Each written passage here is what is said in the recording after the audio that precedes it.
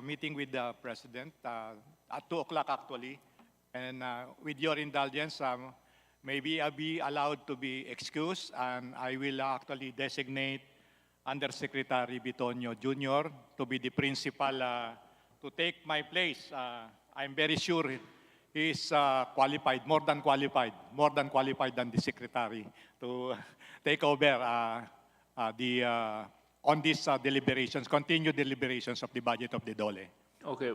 The chair understands the importance and significance of the event that the good secretary must attend to. Mr. Chair. Vice Chair Tony Petalbano. May I move to excuse our secretary because of his job? Of course, the president is at most important with his meeting, and he also intimated a while ago that he is going to eulogize the passing away of our DMW secretary, Secretary Toots Ople, and therefore I so move that we excuse the secretary, knowing that the undersecretaries and all other attached agencies will stay. I so move, Mr. Chair. Okay. There being no objection, Secretary Benny, thank you for your time. I know you'll be at arm's length whenever there are questions from the committee and from members of Congress between the time that we hit the plenary. So thank you for your attendance. And rest assured that the committee will continue to tackle your budget proposal for 2024. Maraming salamat po, Mr. Chairman, for the kind understanding and allowing us to be present today. Maraming salamat po sa ngalan ng Department of Labor and Employment. Thank you very much, Secretary Benny Leguesma. The chair calls for a recess.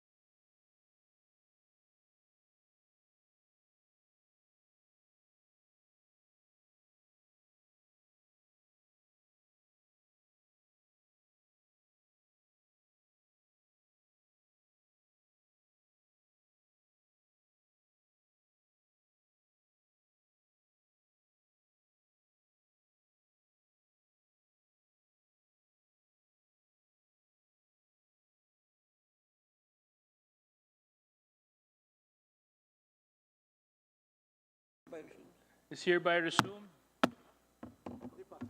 Wala si Busita. The chair would now recognize, in the absence of the minority,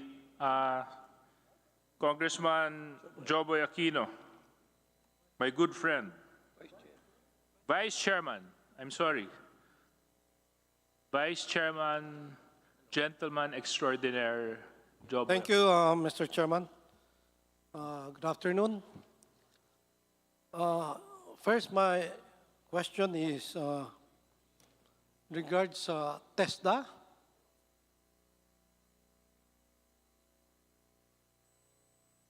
TESDA is not here. How can we continue, Mr. Chairman?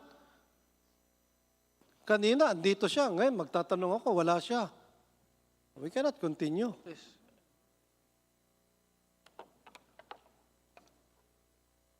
The only one that was I heard, the only one that was excused is the secretary. I know. But the rest should be here. Congressman Joboy, I will hereby instruct the And Mr. Committee Chairman, I'll Secretary just to wait please- for maybe to, yung next muna na ano. Sa sunod sige. na lang ko, antayin ko yung TESDA, Mr. Chairman. Okay, thank you very much, Congressman Joboy. We'll move to Congressman Busita from the minority, but once Congressman Busita has completed his 5 minutes of interpolation, we will go back to Congressman Joboy Aquino. Congressman Busita. Thank you, Mr. Chair. Sa atin po lahat ng mga public servants, good afternoon po. Mr. Chair, in line with the mandates of Department of Labor and Employment and their 8-point socio-economic agenda, particular po dito sa protection and promotion of workers' rights and welfare. Ito po bang nabanggit po ninyo dito sa inyong socio-economic agenda? Itong protection and promotion of rights and welfare of workers, ito po ba ay para sa workers lamang ng mga pribadong company? Tama po? Magandang hapon po, Mr. Chairman. Magandang hapon po sa ating mga kagalang-galang na miyembro ng Kamara de Representante. Ang primarily po, ang mandato ng Department of Labor and Employment po ay nakatungo sa private sector. Dahil po ang public sector workers ay ang nagre-regulate at nag-administer po ng mga alituntunin at batas concerning public sector workers ay Civil Service Commission po. So, Mr. Chair, ibig sabihin po yung mga workers na hindi under ng Civil Service Commission. Tama po ba? Opo, yung pangkalahatan na labas sa sinasaklaw ng civil service laws at regulations po ay pwedeng makasama po sa constituents ng Department of Labor po. Yes, Mr. Chair. So, Mr. Chair, halimbawa po isang ahensya ng pamahalaan at mayroon silang mga workers under job orders. Are we consider na sila po ay saklaw ng civil service or DOLE? Ayon po sa alituntunin na ipinalabas ng Civil Service Commission at DBM po, ay ito pong mga job orders ay wala pong employer yung labas po sa civil service law and rules, although meron pong limitasyon na sineset ng civil service kung ano ang mga pupwedeng mag-engage po ng kung kailan pwedeng mag-engage ng job order po. So, ibig sabihin po, Mr. Chair, hindi po sila saklaw ng civil service.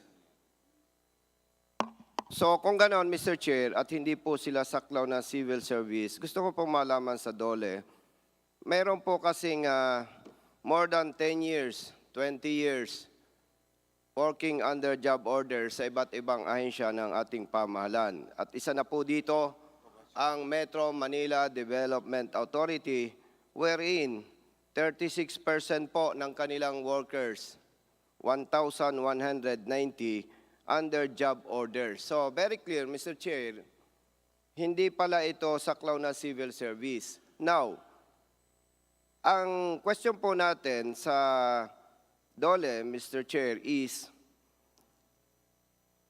in line with your mandates and the 8-point agenda, protection and promotion of workers' rights and welfare. Ano po, Mr. Chair, ang may tutulong ng DOLE dito sa mahigit 1,000 workers ng MMDA working under job orders more than 10 years na po. At ito po ay maituturing natin na, with all due respect, maituturing po na ito ay pang-abuso sa kahinaan ng marami nating mga kababayan. So, Mr. Chair, ano kaya po ang maaasahan natin sa DOLE para naman magkaroon ng katuparan itong kanilang agenda? Mr. Chairman, nabanggit ko po kanina na yung pag-hire ng job orders ay sumasailalim sa mga rules at alituntunin ng CSC, Joint CSC DBM Guidelines. At merong, ang sa akin pong pagkakaalam ay merong standard contract dyan po. At ang isa sa mga standard provisions po doon ay walang employer-employee relationship po. Yung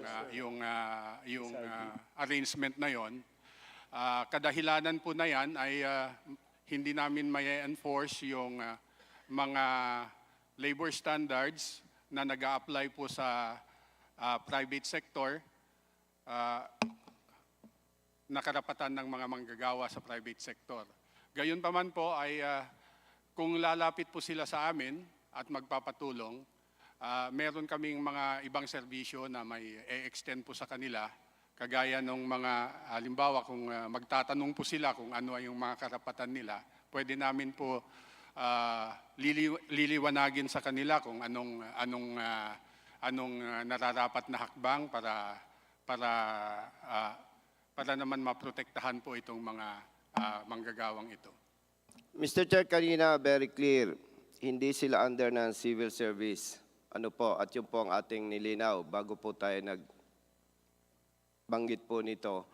So, ang nakikita ko po dito, Mr. Chair, parang contrary doon po sa kanilang mandato at yung 8-point agenda, yung protection and promotion of workers' rights and welfare.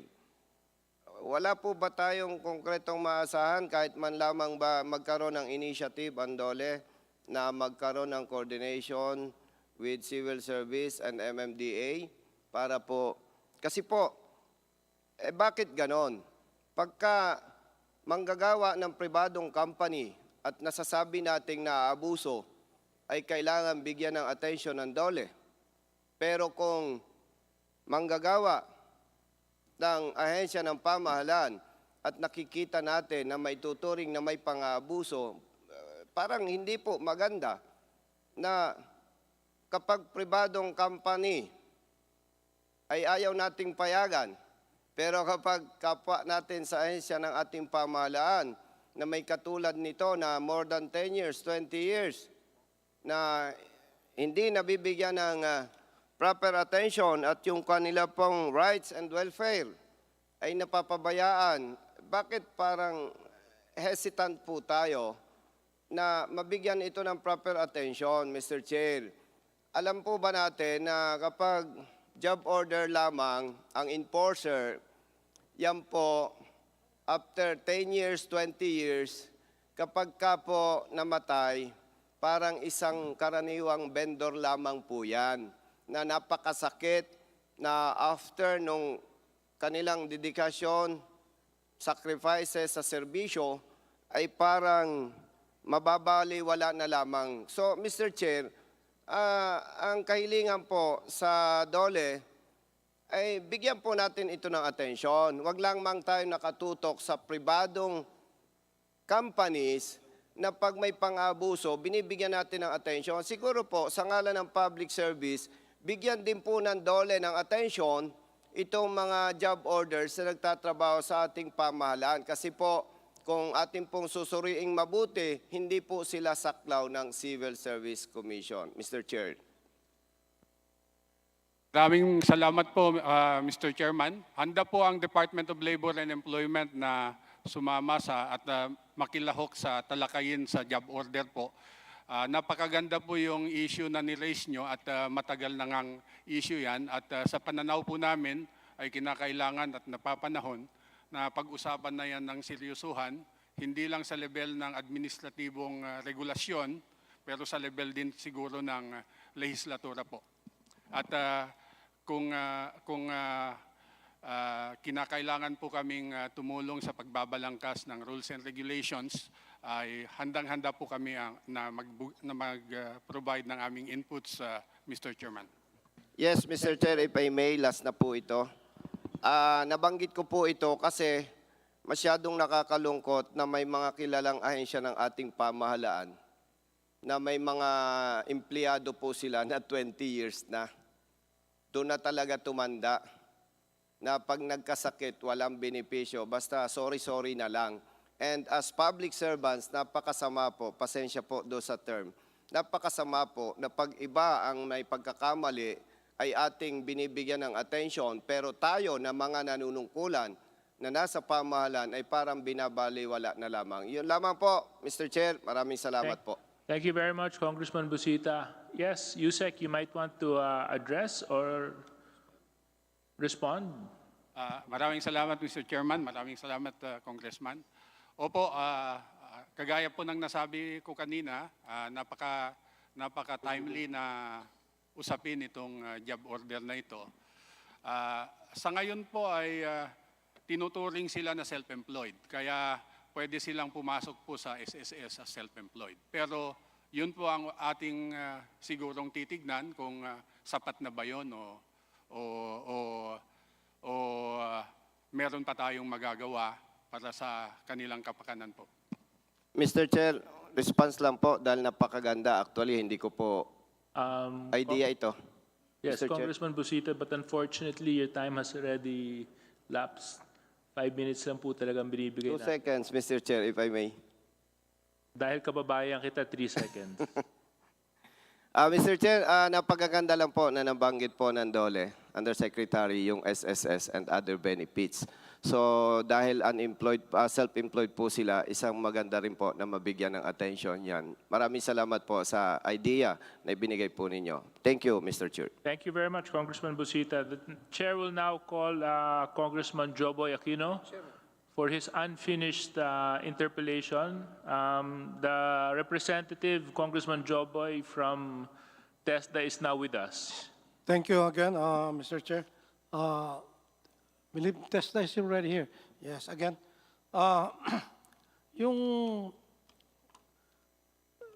During the SONA, no, yung SONA just recently, I was able to talk to former Congressman Magunda Datu in regards to the, I believe, a provincial director of Agusan del Norte. Now, I understand, sa tagal ko na rin dito sa gobyerno, I understand changes are made, no? But he told me na okay, hindi tutuloy. Ang akin lang kasi, no, sir, Director General, I believe, no? Parang sa gera yan eh. Magpapalit ka bigla ng in the middle of the game or sa laro. Malaking pagbabago. We already had plans. Ako kasi, pag naka-in place na lahat yan. And second, napalitan nga, no, in spite of the word given to me, no? So, andyan na yan. Pero, yung pinalit nyo naman, hanggang ngayon, hindi pa nagpapakita. Eh, paano naman yung munisipyo na pangakuan ko, hindi makagalaw? Di ba? So, anong tingin nyo nun, sir? You used to be a congressman yourself. Mr. Chair, Honorable Secretary, if I may, answer the Honorable Congressman Aquino. Go ahead. Thank you, Mr. Chair. That's a very good question, sir. As we all know, that provincial directors and regional directors, based on our mandate in TESDA, they can be assigned anywhere. But the entire programs of TESDA must continue. And we have placed in your district, especially in Agusan del Norte, is one of our best PDs. We just have a movement in less than a month. And so there's transitions in regards to the provincial directors. But rest assured, sir, as the directive of our, of course, Secretary Teng Mangundadatu, that the program will continue and we will definitely attend to all your needs, sir. Mr. Chairman, did I hear you say, sir, na one of the best? Yun na, Yes, ano? sir. He was, if I may, Mr. Chair, with all due respect, yes, Your Honor, sir. So, tinanggalan niyo ako ng isang mahusay na direktor. Yes, Ba't na naman ako tatanggalan ng ang distrito ko ng isang mahusay na direktor? Eh, yun nga na everybody is looking for a director na who can do his or her job well. Di ba? Competent. Tinanggalan niyo ako. Without even, ako, as I've said, okay lang sa, pero bigyan niyo naman kami ng respeto. Huwag niyo naman diretsuhin. We know na ano niyo yan. Pero may plano eh. Di ba? O, may plano rin. Kami, yung utak ko nakalagay sa ganyang plano. Tapos, ngayon, hindi ang makagalaw. Dahil yung pinalit nyo, cannot be reached, cannot be seen. O, yan ang ipapalit nyo. if I may, Mr. Chair, to reply to the Honorable Congressman. Sir, as I mentioned earlier, that I didn't mention that we gave you a lesser competent. What I mean that one of the best PDs that we have placed in Agusan del Norte, sir, is one of our best PD from his previous assignment. And rest assured, sir, that the PD doesn't bring with them the expertise and the programs of the entire TESDA on a national level or the entire institutions. And as the DDG for operations, sir, I will make sure that all your programs, even your plans, sir, will be attended personally by the head officer. That is an assurance, Your Honor, Mr. Chair. Sir, sinabi niyo, you yourself said, good performer yung tinanggal nyo. With that alone, imagine tatanggalan nyo ng isang mahusay na, director yung lugar ko. Kakaumpisa ko pala, 1 year, 1 year pa lang ako, tapos biglang ganun. Di ba? So,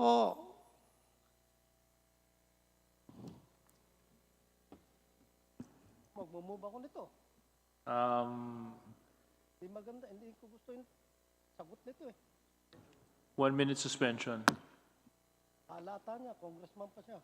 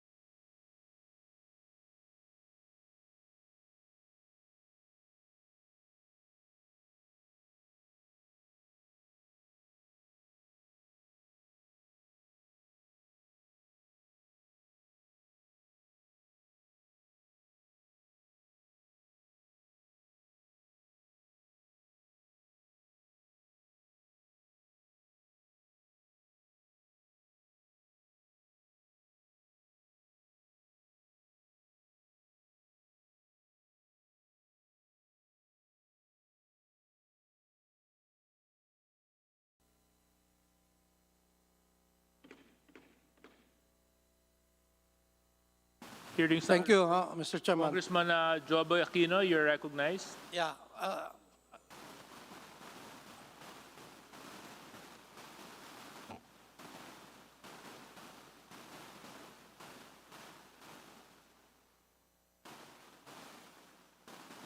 Again, for the record, Mr. Chairman, Yes, Congressman.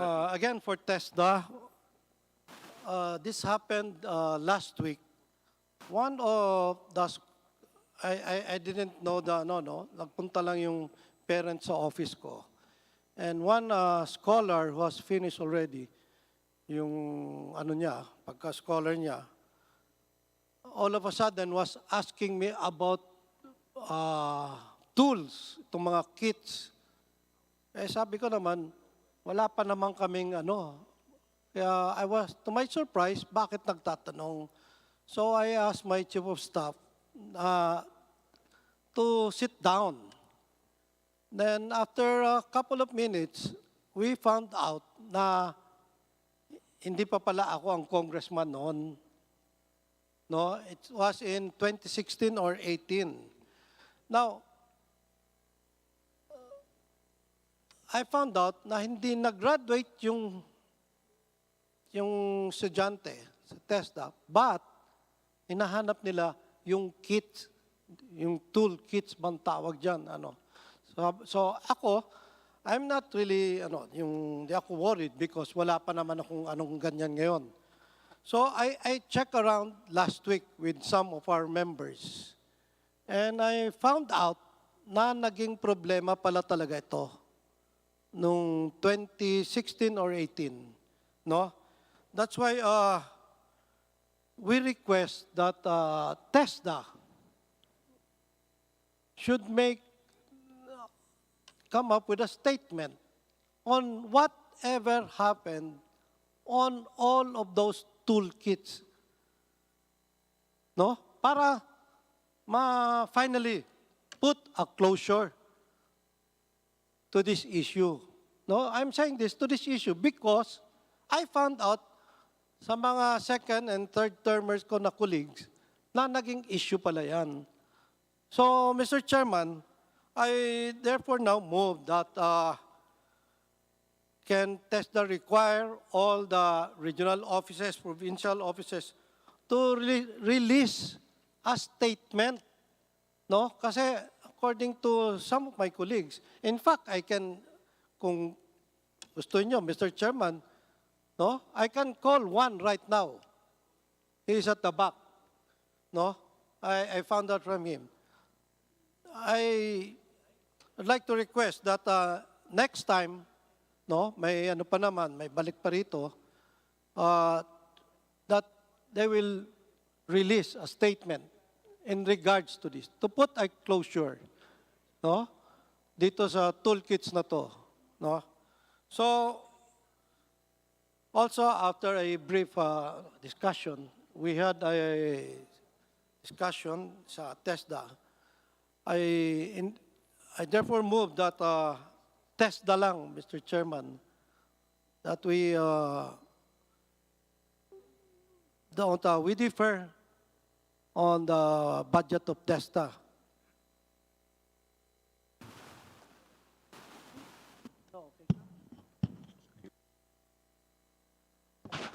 Before that, Yes, Congressman Tony Petalbano. Chair, may I ask for another 1 minute suspension?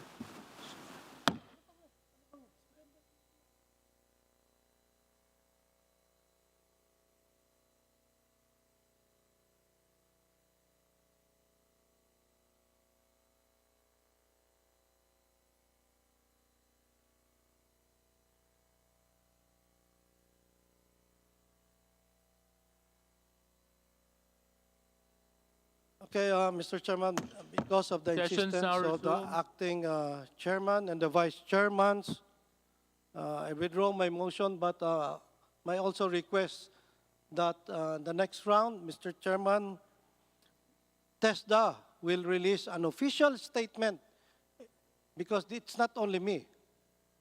A lot of congressmen may problema dito. Please release a statement in regards to the toolkits naging problema yan. Thank you very much. Thank you, Mr. Chairman. Actually, Do I get the word of the representative of TESDA? Sana naman po, pagbalik, ma-release nyo na yan. And please, wag po kayong magtuturo dahil wala yung ibang official ng TESDA dito. Baka yan ang gamitin nyo. Actually, Kakagulo tayo, maniwala kayo. reiterate ko lang yung concern ni Kong Joboy. May personal experience din kami niyan sa probinsya namin. Yung sa amin naman, nakagraduate na yung mga bata. Walang toolkits. So, yung iba, kinailangan pa off-pocket. So anyway, Tesla, would you want to respond? If I may, Mr. Chair, to Honorable Congressman Aquino, sir, in regards to the 2018 toolkit, as we all know that it was already announced in our website in regards to the 2018 issues on the toolkit. It has a legal dispute.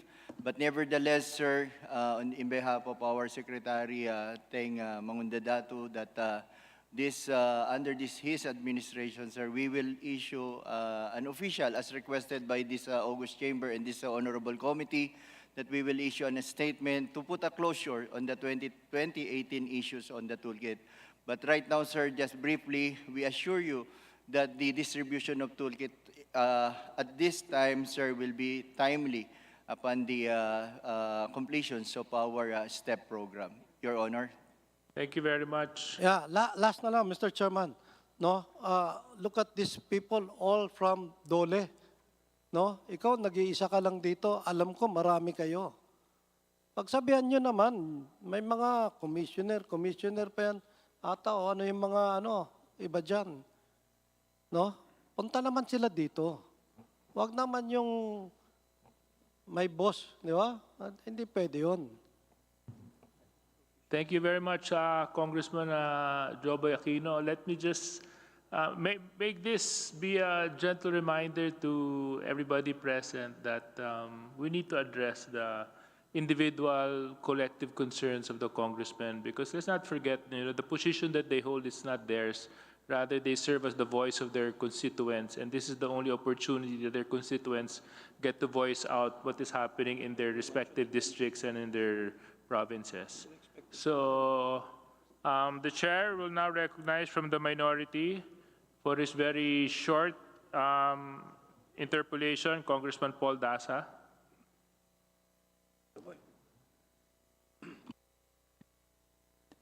Thank you, Chair.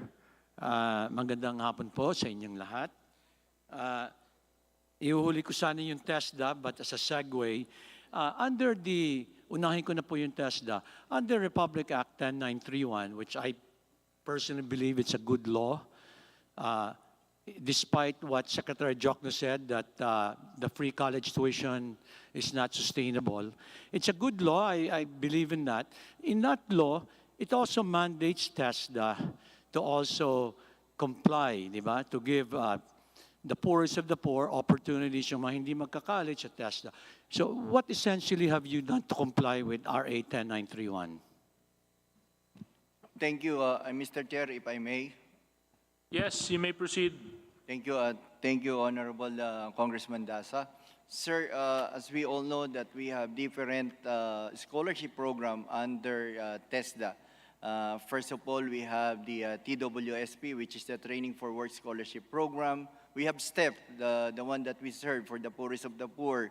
This is the community-based training program, which is the skills training for employment. Ito po yung mga binibigyan natin ng mga startup toolkit. We also have PAPSE, which is the assistance for our scholars. And also UWACTEA, which is the universal access for quality tertiary education, Your Honor. And Tulong Trabaho for the displaced. This is really a big help, especially during the pandemic. And we also receive scholarship from other government agency like the Department of Agriculture under the Rice Extension Program, also with DOTR, which is the Super Scholar, PCA, the Philippine Coconut Authority, and also from the other partnerships, Your Honor. A natural target audience for you would be yung mga anak ng 4Ps which is the biggest poverty alleviation program, which is a good program. So do you have a specific tie-up or convergence with 4Ps and DSWD? If I may, again, Mr. Chair, yes, Honorable Congressman Dasa. Actually, sir, we have a very good program right now in partnership with the Department of Social Worker Development that we have a program to empower and train the beneficiaries of 4Ps. Kasi nga po, ang ating, isa sa ating mga sinusundan na slogan or motto is, we don't give a man a fish to live for a day, but we teach them how to fish so that they can live for a lifetime. Okay. So ito pong programa na to ay binababa natin sa mga miyembro ng 4Ps. Nang sa ganun, nang sila po ay magkaroon po ng upskilling, reskilling, and retooling, nagkakaroon po sila ng mga bagong kaalaman, kakayahan tungo sa kabuhayan. Diyan naman po pumapasok ang DSWD para mabigyan po sila mga panimulang puhunan. And after that, when they are empowered and self-reliant and they already have their own livelihood, tinatanggal na po sila bilang miyembro ng 4Ps po. Mr. Chair, can we request from TESDA a written report with specifics to save time? How many, in the last 3 years, how many you served children of 4Ps or 4Ps? And then maybe a national and a regional distribution, Mr. Chair? Can we request that?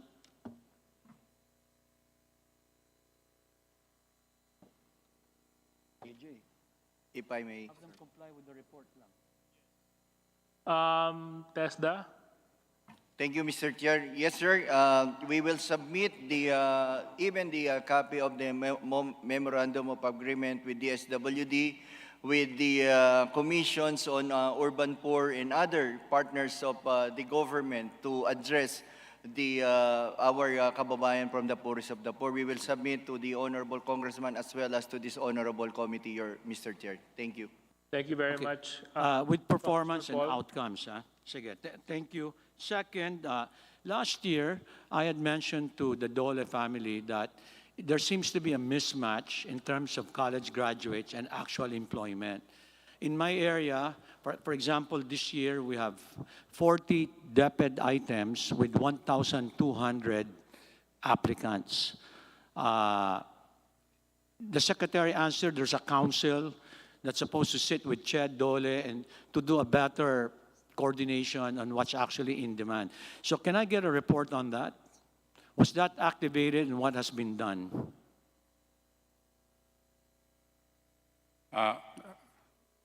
If I may, Mr. Chairman, the answer... Go ahead, Yusek.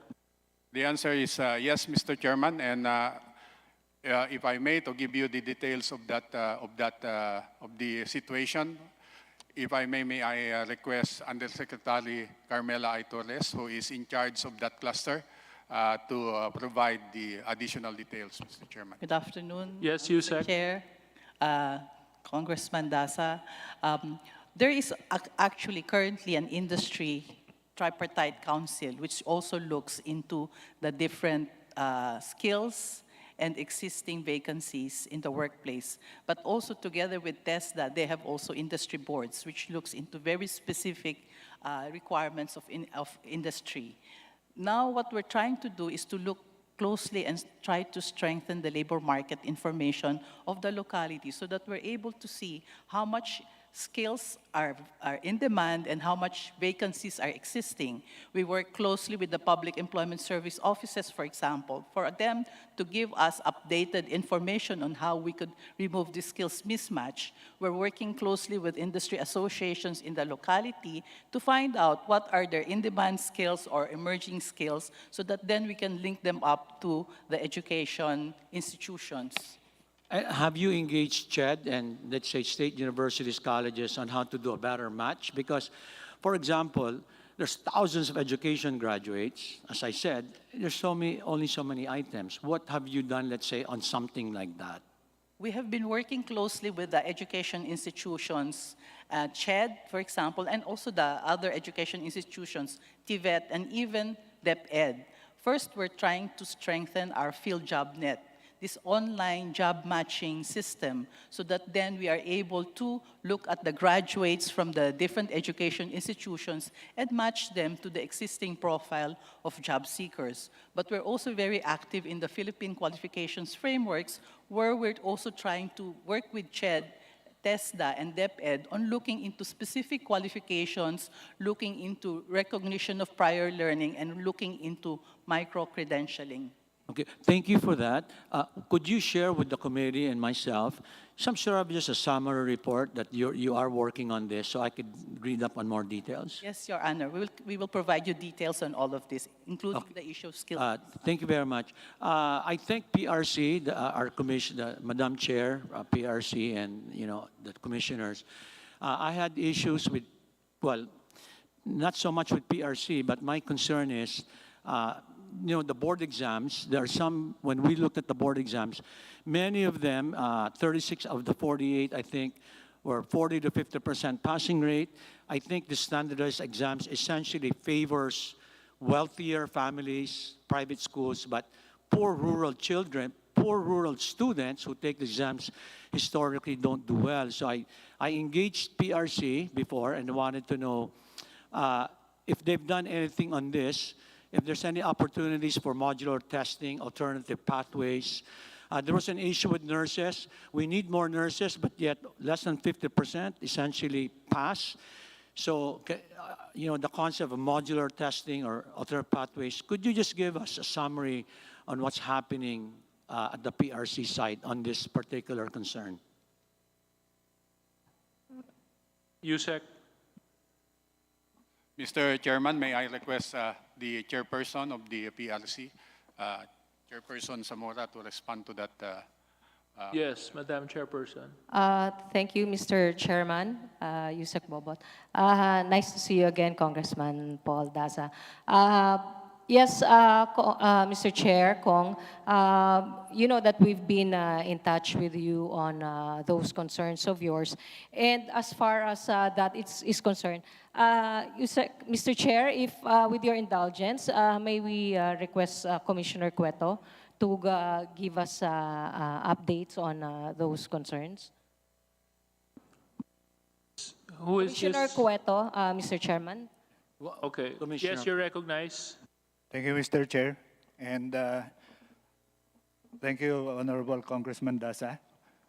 We already made a study on the question of whether it will be possible to utilize apprenticeship as far as the regulated professions are concerned. I've done a study. The UK has the most extensive apprenticeship program up to bachelor's and masteral level.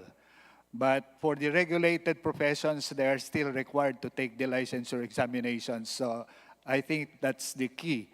Because in medicine, it's the most strictly regulated profession, and it's the quality assurance that's always the issue. And where we will place them as far as apprenticeship program is concerned. The clinical clerkship or fourth year and the internship of medical graduates are all done in hospitals, which are actually accredited by the Association of Philippine Medical Colleges, and there are requirements that they will be departmentalized. So I don't, I think I've given you, sir, a preliminary report on that apprenticeship in the Philippines is mostly done by TESDA of the 4 government agencies that are involved in the Philippine qualifications framework.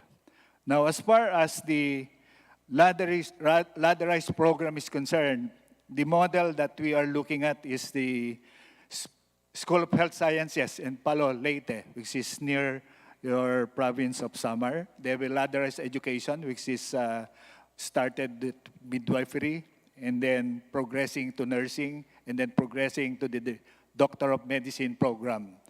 But anytime they can exit, and at a later point in time, they can re-enter.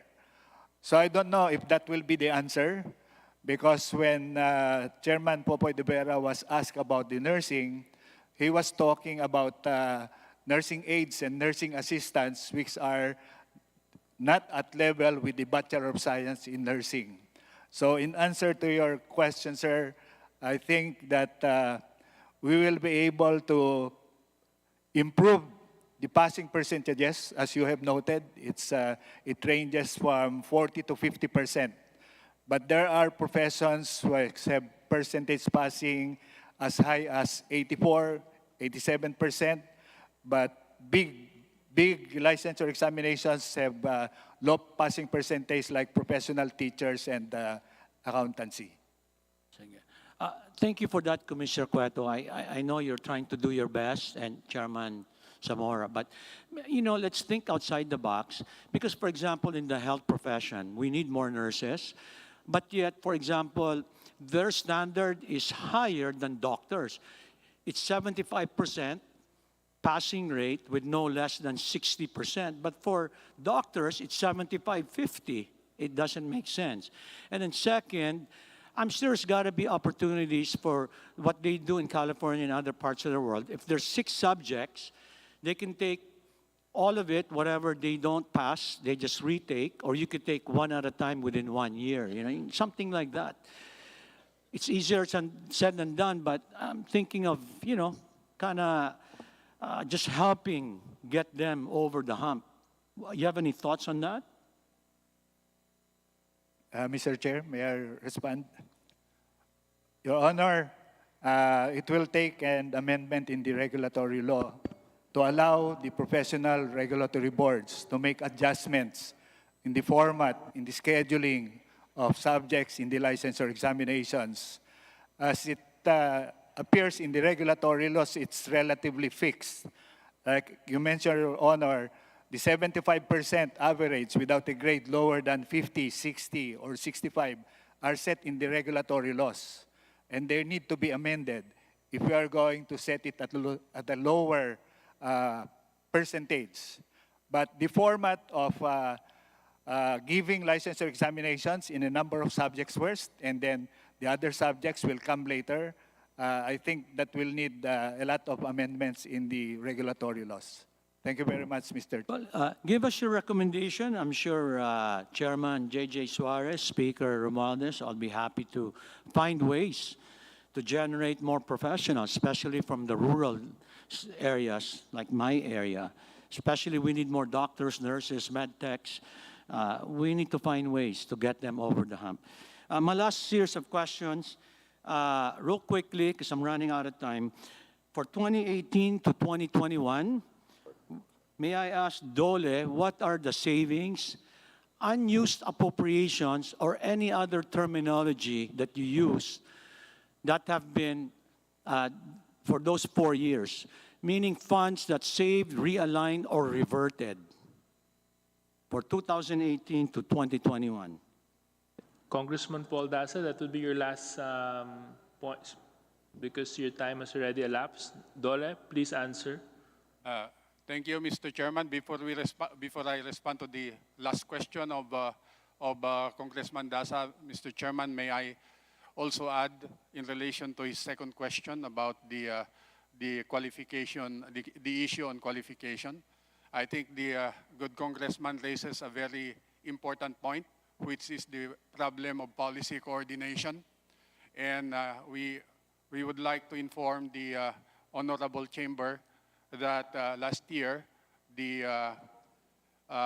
Republic Act 10968, which is the Philippine Qualification Framework, was already activated upon the initiative of the DOLE. The National Coordinating Council for the PQF was constituted last year, and that body is now fully operational. It is also a body that can respond to all the issues that were raised regarding qualifications, both in the professions as well as in technical and vocational education. And that council, actually, Mr. Chairman, can provide also very valuable inputs to legislation moving forward, Mr. Chairman. Thank you very much, Yusek. Thank you. With that, Mr. Chairman, may I ask our Assistant Secretary for Finance, Assistant Secretary Miklat, to respond to the savings to the third question. Warren, or who will be ASEC? ASIC. Okay, you're recognized. ASIC Miklat, sir. Warren Miklat. Good afternoon, Mr. Chair, Your Honor. So regarding the questions on unused appropriations for the 5-year period, we have the data from 2018 to 2022. But mostly those unused appropriations pertain to the programs under the Workers' Protection Program, such as TUPAD, Government Internship Program, Livelihood Adjustment Measures Program, a little bit from Labor Law Compliance System or the Inspectorate Program, the Special Program for Employment of Students, Job Start, Labor Market Information. And recently, of the last year, there's an amendment entitled Free COVID Testing for Job Seekers, around 100 million. So we haven't spent that. It's left 99 So, Mr. Chair, my question is, what are the amounts 18, 19, 20, 21? Yes, sir. Yes, Your Honor. Savings and/or unused appropriations, whether from GAA or any other off-budget or earmark funds that DOLE has? As to earmark funds, our earmark revenues pertain only to the verification fees of previous years, from 2018 to 2022, because it pertains only to the verification fees considering the overseas budget and for the specific of voluntary arbitration fund of the National Conciliation and Mediation Board. So for this year, we have no more earmark funds except for the voluntary arbitration fund of 361,000. Sige po. So 2018, what's the total? 19, 20, 21. Congressman Paul, with your indulgence, can I just instruct DOLE to submit to you a financial report because of the time constraint given to all members of the committee? Yes, because they were kind of non-responsive. I just wanted the amount. But yes, thank you for the report. But just amount, 18, because it's a public hearing. I want the country to hear, the public to hear. What were the basically unutilized appropriations for 18, 19, 20, 21? Okay, sir. For 2018, we have total unused appropriations of 1.251 billion. For 2019, we have 2.317 billion. For 2020, we have unused appropriations of 6.881 billion. For 2021, we have 3.041 billion. For 2022, we have unused appropriations of 5.278 billion, Mr. Chair. Thank you, Mr. Chair. There's a lot of money that needs to be spent by DOLE, but thank you for your Okay, thank indulgence. you very much, Congressman Paul. The chair will now recognize from the majority, Vice Chairman Jill Bongalon. Okay. Due to the kindness of Congressman Bongalon, he has given his place to our Vice Chairman, Christopher De Venecia. Toph? Thank you, 5 minutes. Chair, and thank you, Kong Jill. Good afternoon to the DOLE family. I'll just get right to it. There was mention earlier by the Secretary of a labor development plan that was approved by Malacanang. Can we request a copy of that to be furnished to APRO? We will comply, Mr. Chairman. Thank you. And there was also mention of a National Technical Studies Development Plan by the TESDA earlier. May we know, Mr. Chair, how this correlates with the Philippine Skills Framework that was developed by the DTI? Thank you, Mr. Chairman. Again, may I ask Undersecretary Carmela Torres to respond to that question, Mr. Chairman, the matter being under her cluster. Okay, let's just be mindful of our answers to just be very brief and direct to the point. You know, we've been here since 9 o'clock, and there's another department that we need to be briefed also with their budget. So yes, Yusek, you're recognized. Thank you very much, Mr. Chair, Honorable Congressman. What we're trying to do, the Philippine Skills Framework provides the competencies needed by companies. So it's basically the demand side. Then the Labor and Employment Plan looks into both the demand side and the supply side. A component of the Philippine Labor and Employment Plan has the employability side, which is the NTESDP. So that's how they're all linked together.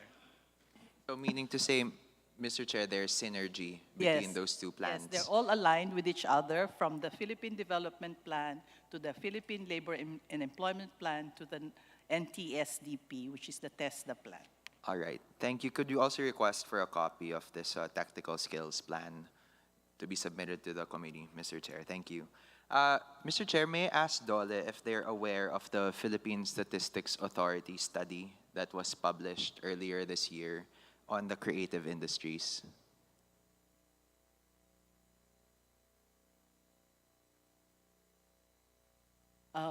What we're aware of is the study on the creative industries by DTI, because they prepared a Philippine skills framework on the creative industries, and they've identified the specific competencies under the creative industries.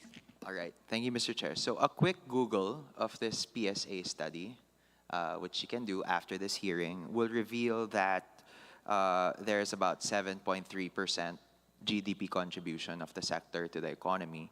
But I guess more pertinent to the DOLE is that there are 6.98 million Filipinos working in the creative industries, which is higher by 10.5% from 2021 to 2022. Of course, the critical mass of the workforce in the creative industries are freelance, or those working in the gig economy. Mr. Chair, how does DOLE protect freelancers, given that they don't enjoy employer-employee relationships like normal laborers? Mr. Chairman, thank you for the question, Mr. Chairman. The DOLE recognizes the rise of new employment arrangements and new work arrangements, Mr. Chairman. And this is really a challenge not only to us labor administrators, but perhaps at the level of policy and legislation, Mr. Chairman. We can start with the, as I mentioned earlier, social protection can be a good start in including the creative artists under the mantle of labor and social legislation, Mr. Chairman. Mr. Chair, is the DOLE aware of policy that's being proposed by Congress, passed on third and final reading, and is pending in the Senate on the freelance protection bill? Mr. Chairman, I believe that the Department of Labor and Employment has has participated in the deliberations of that bill, and it has submitted its comments. And we also raised the same line of thought that there is a need to look into this not only in respect to creative artists, but to the new forms of work and employment arrangements as a whole. And the basic starting point probably would be how to afford them social protection, Mr. Chairman.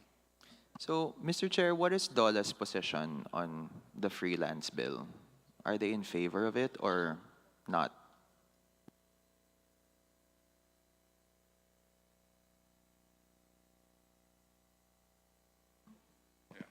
Mr. Chairman, the DOLE is not against against policies that will help protect the welfare of the workers in the gig economy. Again, what we probably need to emphasize is that with new rights, we have to ensure that this group of workers will have access to these rights. And so the corresponding institutional arrangements have to be made, including if the Department of Labor and Employment is going to be mandated to help implement the law, including the human resources necessary to attend to this group of workers, Mr. Chairman. So we're happy to hear that, Mr. Chair, that DOLE is in favor of the measure because we go back to the first State of the Nation address of the President, in that he said we need an enabling policy to protect the rights of our freelancers and workers in the gig economy. And in the absence of a policy framework to protect them, then DOLE will struggle to ascertain how best to protect this very specific sector of our workforce. Again, to the tune of 6 million Filipinos, all unable to enforce their rights, not being paid on time, in the absence of contracts, always at the behest of employers, and no protection in many pillars of labor. Next, Mr. Chair, is on the alleged working hours being undertaken in film and advertising shoots. So can we hear from the DOLE, Mr. Chair, as to how they're regulating working hours in these particular work arrangements? Yes, Mr. Chairman, the DOLE has a policy on working hours in relation to that group of workers. And if I may, Mr. Chairman, may I request that Undersecretary Benjo Santos Benavides be recognized, because that is a matter falling under his cluster, Mr. Chairman. Yusek Benjo. Thank you, Mr. Chair. We actually have standards for working hours, both for adults and children working in that sector. So under the labor code, we set the minimum working hour not to exceed 8 hours a day. And this practically applies. 8 hours for children. Not to exceed 8 hours. No. The general rule is for all workers, the minimum working hour shall not exceed 8 hours. They may be suffered or permitted to work, but that will amount to or constitute overtime work that will require overtime pay. But we have a different rule for children working in a particular industry, particularly in the entertainment and information. So for children below 15 years of age, we have a very specific limit as to the working hour of children that should be not to exceed 4 hours. Yes, because Mr. Chair, again, I've been getting reports from film workers that, kumbaga, bumabalik tayo sa dati. Whatever innovations were created by the pandemic and that they controlled the working hours, even in the absence of a Republic Act. Ngayon, balik sa dati, 14 hours, 16 hours, 18 hours, which is the cause of death of a lot of workers in these industries because of overwork, overstress. So I hope the DOLE can look into this, Mr. Chair. Next is on the Tripartite Council. For it to be convened, does it need legislation? Mr. Chairman, if I may, the Tripartite Council, sir, there are many tripartite bodies already that were set up through legislation, Mr. Chairman. So, Mr. Chair, like kunwari, automotive, banking, construction, they have their own tripartite councils, diba? Were those Right. created by law? That is right, Mr. Chairman. The Industry Tripartite Council were created by administrative issuances of the Department of Labor and Employment, Mr. Chairman. But these are actually subcommittees or councils that are under the larger National Tripartite Industrial Peace Council, Mr. Chairman, which was created by law. So, an administrative order will suffice to create a new tripartite council? Yes, Mr. Chairman. An Industry Tripartite Council, Mr. Chairman. So, Mr. Chair, this is actually a salient feature of the Eddie Garcia bill to create a tripartite council for workers in the entertainment industry, but that's taking a little bit longer to be enacted. Perhaps if we can enjoin DOLE to already create one so that there's a platform for employers and freelancers, independent contractors to be able to dialogue. Mr. Chairman, we will take serious note of that, Mr. Chairman, and we will look for the. We will evaluate the situation, particularly considering that there is sectoral representation in this case, and we will have to identify the sectoral organizations who can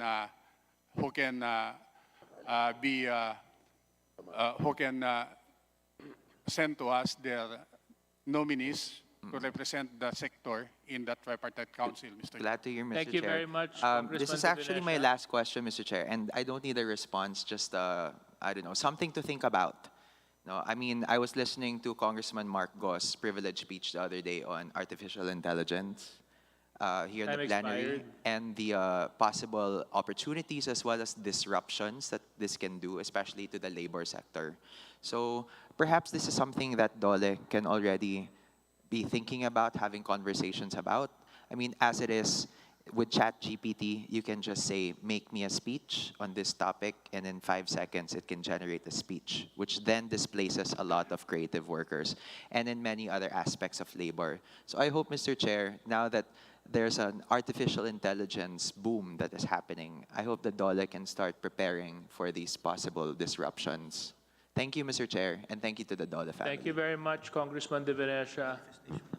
Next, to be recognized from the majority, Vice Chair Jill Bongolon. Thank you, Mr. Chair. Good afternoon to the DOLE family, and of course, TESDA.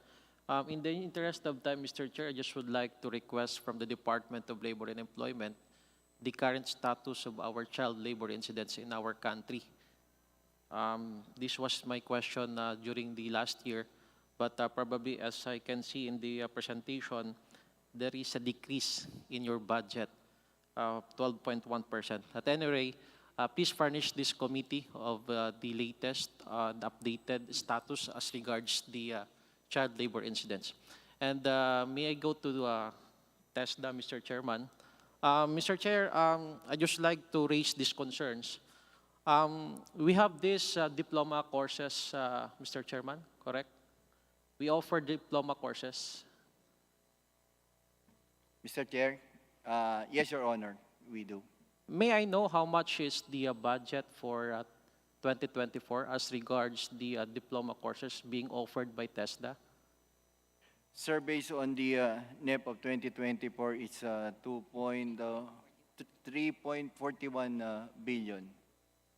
Well, with that amount, no, based on the National Expenditure Program, may I know if that is sufficient, no, for our students, for them to be assured that, for instance, in the 3-year diploma courses, they are assured that there is a continuity with the scholarship?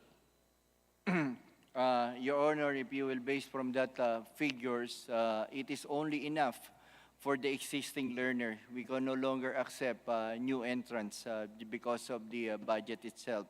So we can only cater to the existing learners, sir. But for the new entrants, unless otherwise there will be a graduate that can only be allocated. So sad but true, there are around 2 billion was slashed from our scholarship budget. As you can see, from the NEP, it's only 1 billion 03, the decrease from 2023 to 2024. But you can see, if you will going to look at the chart, 2 billion was slashed from the scholarship. So that translates to 100,000 learners that will be serviced or be displaced because of that reductions on our scholarship. So in other words, Mr. Chair, the only solution is for us to increase the budget for this program. Is that correct? Yes, Mr. Chair, and also based on the directive of the President itself that he mentions during his SONA, that Tibet is the one that really bridging the answer for the education in addressing the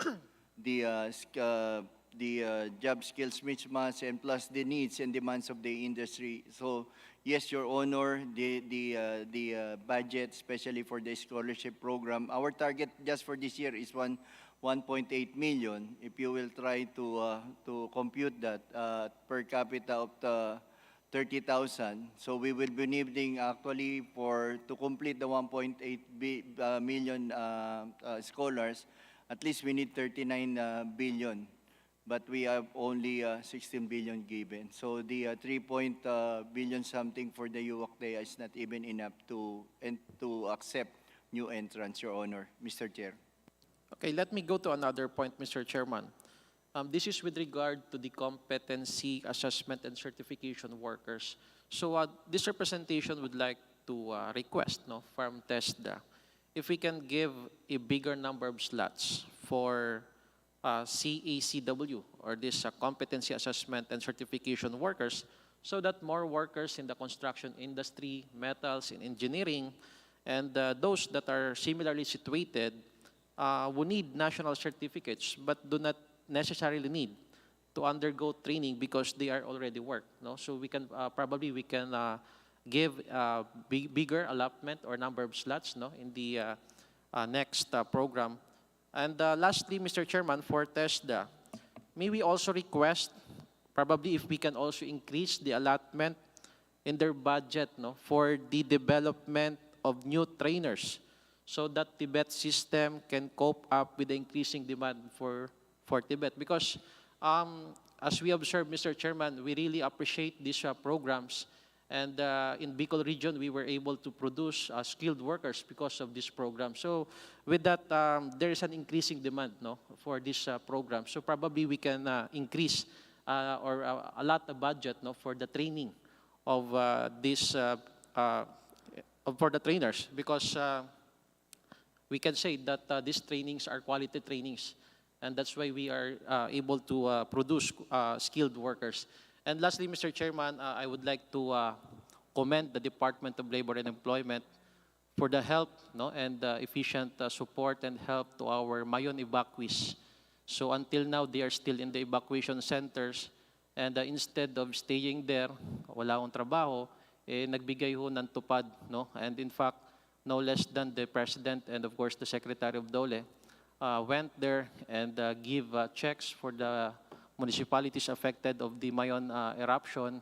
Kahit paano, at least ito pong mga displaced workers natin ay nabigyan ho ng temporary employment at nagkaroon ho ng sahod. And with that, Mr. Chairman, I end my interpellation. Thank you so much. Thank you very much, Vice Chairman Jill Bongalon. The Chair will now recognize Vice Chairman Tony Pet Albano for this manifestation. Thank you, Mr. Chairman. I know very much that DOLE has been really working hard. I've been with Secretary Laguesma in the ILO conferences, and I feel that they are really doing a good service for the Filipino people, so that I manifest that all attached agencies are also doing well. And at the proper time, I will move for the termination of the budget with the collatilla of the increase of Congressman Rufus Rodriguez. Thank you very much, Mr. Chair. Thank you very much, Congressman Tony Pet, for your support to the department and its attached agencies. The Chair will now recognize Vice Chairman Jocelyn Lim Kai Chong.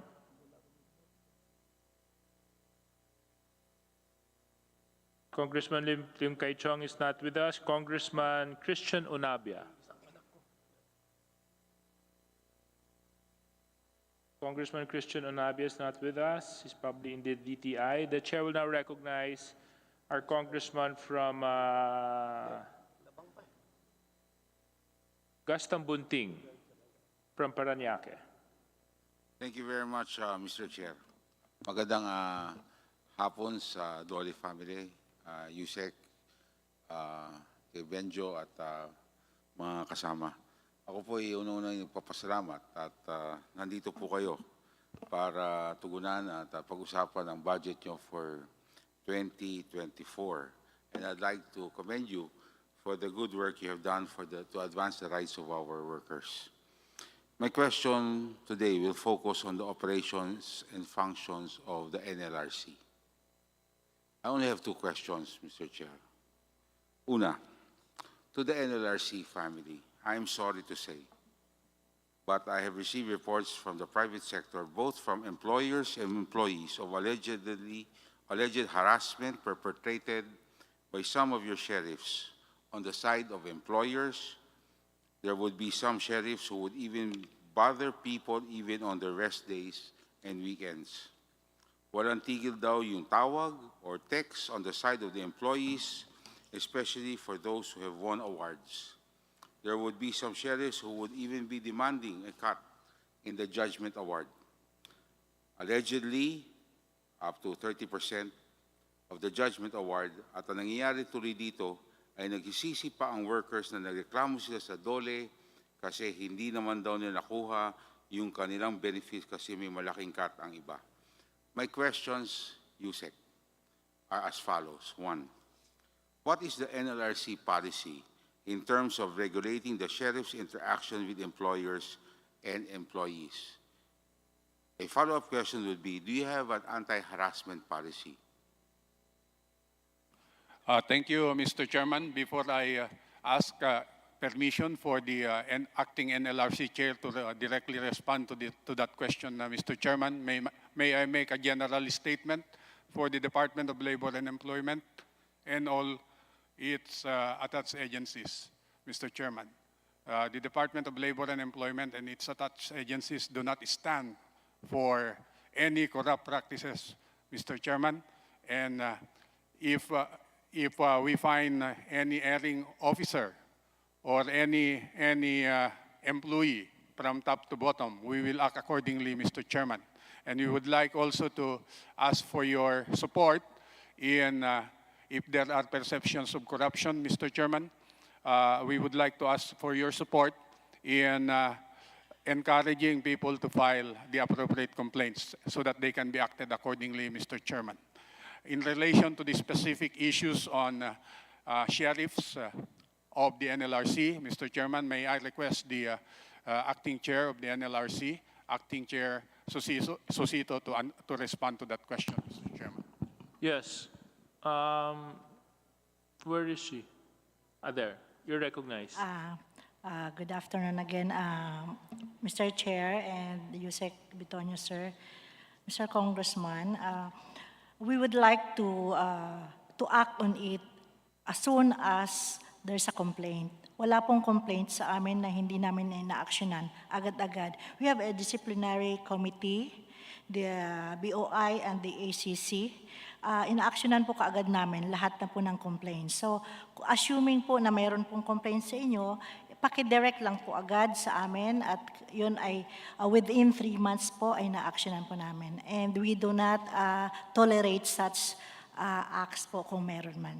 Meron ba po kayong anti-harassment policy in place sa mga ganyan? Or wala kayong formal na ganyang polisiya? Na yung Sorry, sir. anti-harassment, yung hindi mo pwedeng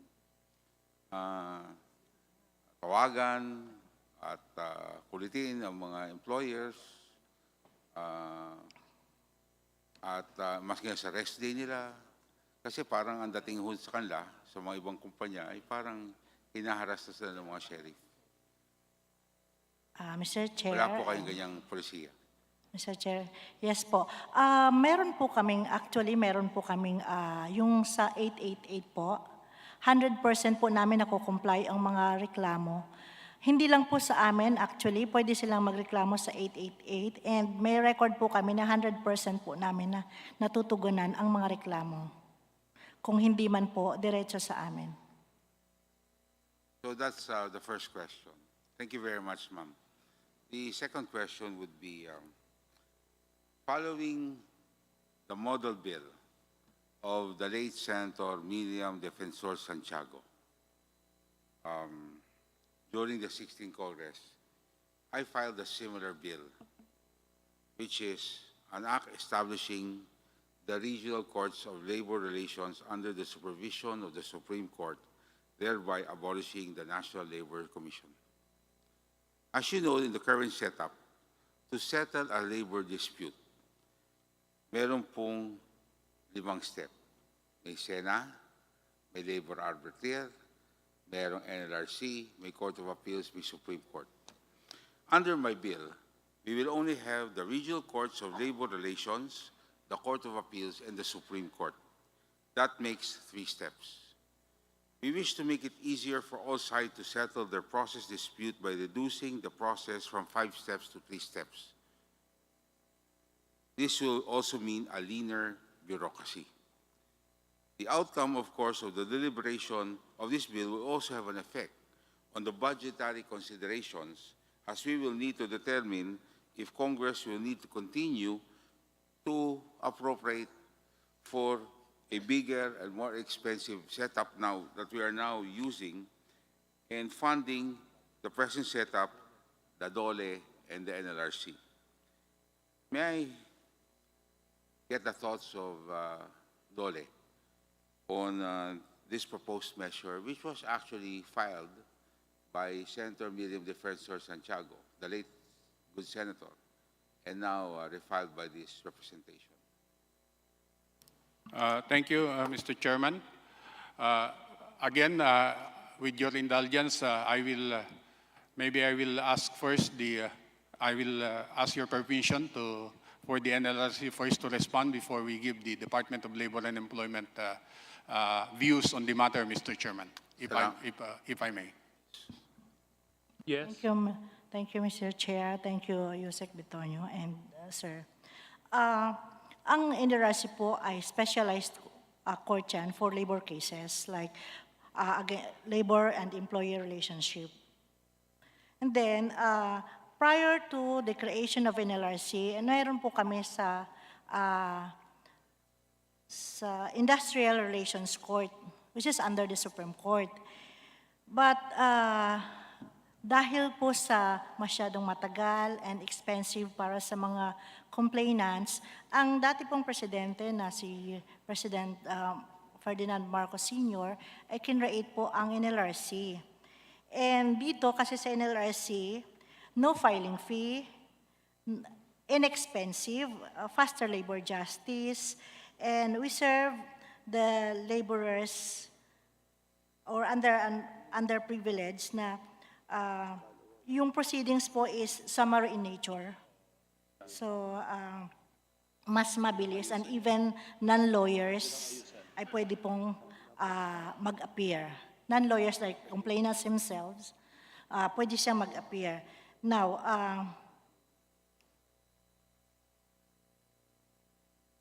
dun sa pagiging mabibilis, kaya mas gusto namin na ma-retain ang NLRC because unang-una, as compared sa regular courts, sa arbitration pa lang, ang maximum lang for the laborers or the labor arbiters to decide cases is 3 to 9 months. And then sa commission is 3 to 6 months. So mas mabilis ang justice, and after the commission, final and executory na ang decision, and it could be like return to the labor arbiters para mag-issuehan ng writ. Mas mabilis po yan. Unlike po sa judiciary, sa Court of Appeals, and then aakyat pa sa Supreme Court. So mas mabilis. Hindi lang sinasabi niyo po na 5 steps, but it's only 2. Except yung sa SENA, kasi ang nire-require din namin sa SENA dahil nakakatulong po siya para mag-resolve or mag-settle ang parties. And then, sumunod po sa labor arbiters, meron din pong mandatory settlement na pwede pa rin silang mag-settle. And from there, from labor arbiter, sa commission po, ang commission po ay, ang decision po ng commission ay final and executory na pwede nang ma-issuehan ng writs at pwede nang ma-satisfy ang judgment kung it's in favor of the complainants. Yes, sir. Thank you. Sir. Congressman Gus? Yes.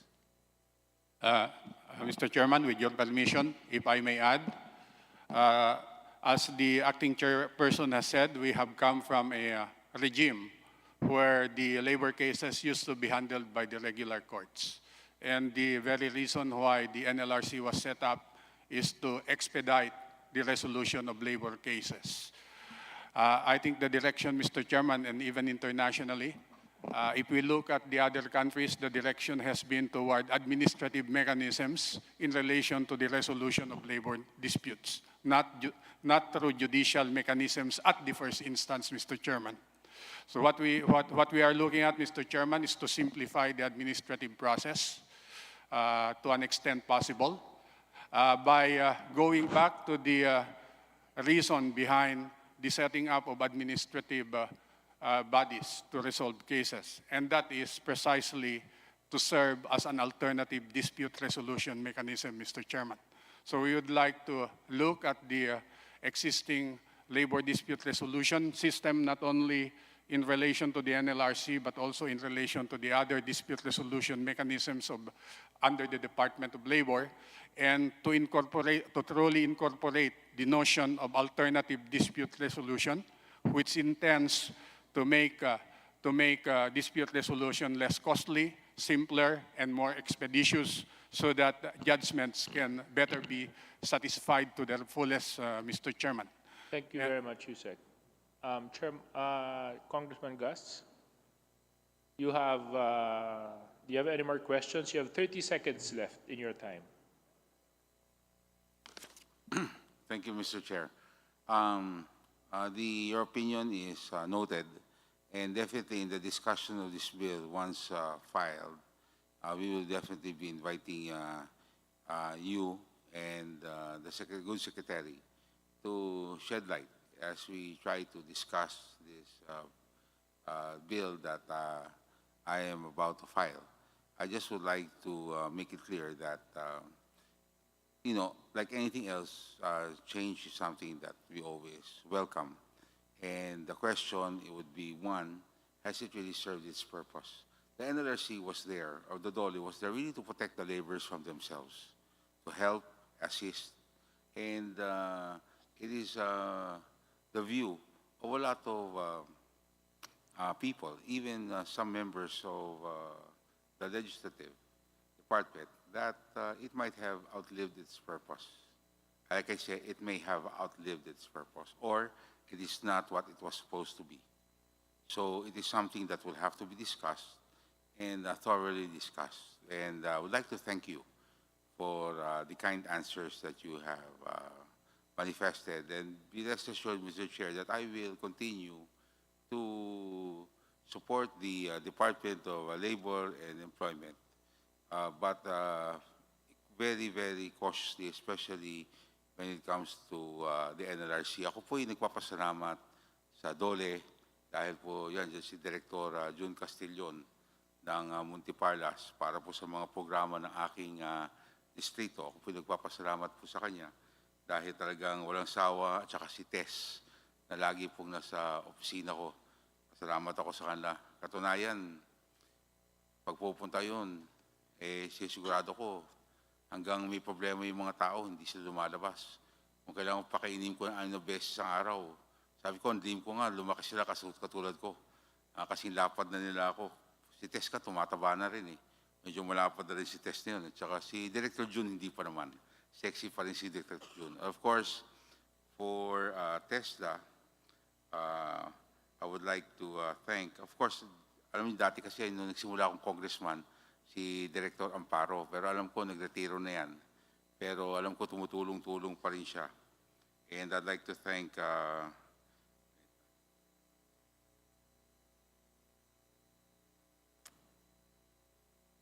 seconds.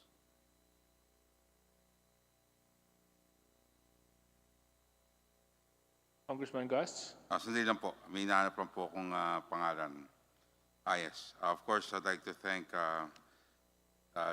Attorney Director Chavez. Is she here? Andito ba siya? Of TESDA? Wala siya.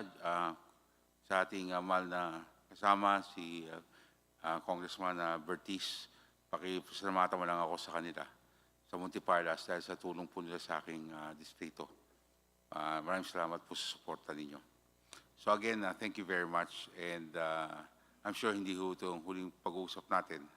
Kasi po talagang ito'y something that I will be advocating. And like I've manifested kay Congressman J.J. Suarez, I have my reservations as far as the approval of the budget, especially of NLRC, but I will bring this with him privately. No? Pag-uusapan po ng committee yan. So ako po nagpapasalamat po sa inyo. Maraming salamat po sa inyo. Thank you very much, Congressman Gaston Bunting. Next on our list, from the majority, Congressman Bambi Emano. Congressman Emano is not with us. Congressman Ron Salo. Let me just remind everybody, let's be mindful of the 5-minute rule. And also for our guests, let's be mindful to keep our answers brief and concise because we need to prepare for the next department that will be using the plenary hall for their budget briefing. Congressman Ron Salo. Thank you very much, Mr. Chair. First, Mr. Chair, I just wish to echo the statement of Congressman Rufus Rodriguez a while ago on the need to consider reverting the proposed 2024 budget of DOLE and TESDA to at least the 2023 level. That's my first manifestation, Mr. Chair. Second, I also wish to echo the concern raised by Congressman Busita on the government being the biggest employer actually of endos. In truth, these job orders are actually in worse situation than the so-called endos because there's even no employer-employee relationship as was mentioned by Yusek Bitonio a while ago. As such, since there's no employer-employee relationship that exists, nor there is also no social protection such as SSS being given to them unless they apply it on their own. They're considered, as was mentioned, self-employed. So in this regard, based on the latest the data that I recall, there are around 500,000 job orders in the government, in various departments of national government, as well as in the local government units. So basically, that's a huge number, Mr. Chair. And there's actually a bill that was filed by this representation providing them civil service eligibility as well as ensuring that they will be given appropriate opportunity to become permanent employees in the government. I'm just wondering, Mr. Chair, for comments by Yusek Bitonio, what is the effort being undertaken by the DOLE to ensure that these job orders in the government, in as much as they are neither employees of the government or quote-unquote employees in the private sector, they are neither here nor there. So I suppose, but at the end of the day, they fall under the ambit of the powers of DOLE. So may I respectfully request, Mr. Chair, on what are the efforts being undertaken by DOLE to improve the positions of these particular job orders in the government? Thank you, Mr. Chair, with your permission. As I mentioned earlier, the most basic protective coverage that they have right now, Mr. Chairman, is social protection. So we are, actually that falls under the social security system, and we are helping out the social security system in its advocacy to promote access to and membership of the self-employed into the system, Mr. Chairperson. To follow up, Mr. Chair, papansin po natin dahil wala nga po sila, considered self-employed po sila. So kahit SSS din lang, wala pong contribution yung government para sa kanila. So basically, it's on your own. And I suppose kung yun lang po yung kaya nating ibigay po sa kanila, sabi ko nga po kanina, Mr. Chair, they're actually in a worse situation than endos. Kasi at least yung endo may employer-employee relationship. And kino-cover po ng employer po nila yung participation, yung employer share. But in this regard, wala po. So I hope, Mr. Chair, that the DOLE family would consider crafting or coming up with certain other protections to make sure that these endos in the government would really be given ample protection. DOLE? Yes, Mr. Chairperson, thank you, Congressman Salo. We will do that. We will continuously do that, sir. Thank you very much. On my second concern, Mr. Chair, with respect to the NLRC, in the International Ship Owners and Seafarers Conference conducted last month, where no less than President Ferdinand Marcos is the keynote speaker, and I was there as well, I attended that particular international conference, the main concern conveyed by ship owners to this representation is the proliferation of ambulance chasing activities within NLRC. This is repeatedly raised by the manning agencies representing the ship owners. And the reason pointed out is the NLRC rules that allow the petitioner to claim in full, including damages, the awards by NLRC, even the case is on appeal with the Court of Appeals or even with the Supreme Court. Kahit nakaka-appeal pa po, under the NLRC rules, ibinibigay na po ito ng kabuuan. Kasama po yung, kung ano po yung dapat i-award, including damages, including discretionary awards given by arbiters and reaffirmed or affirmed by NLRC. So the question is, I understand also, based on the data last time that was given to me, there are around almost 2 billion around 2 billion pesos ordered by the Supreme Court to be returned to employers which were wrongfully awarded by the NLRC. But of course, wala nang way para mabalik po yun. So at the end of the day, sino po yung nagsasuffer? It's the seafarers themselves. So ang tanong ko, what is the NLRC doing to stop ambulance chasing acts? There's a provision in the proposed Magna Carta for seafarers that was passed by the House of Representatives, in which this representation was the one who defended it in the floor. Nang sinasabi po natin dito, ibibigay lahat, kapag in-affirm, lahat po ng mga mandatory. But with respect to discretionary awards, including damages, subject muna sa appeal. Kung ano po yung desisyon on appeal, saka pa lang siya ibibigay. It came to my attention, however, that this provision is opposed by the NLRC itself in the Senate. I just feel bad about this development. When NLRC is supposed to address it, it appears that NLRC is the one opposed to measures addressing this matter. May I respectfully request for Chair. Thank you. Last point, Congressman Salo. Yes, Dole. Thank you, Mr. Chairperson, and thank you, sir, for the question. I think the NLRC has given its position on the matter, but on the part of the Department of Labor and Employment, we are looking at it, Mr. Chairman.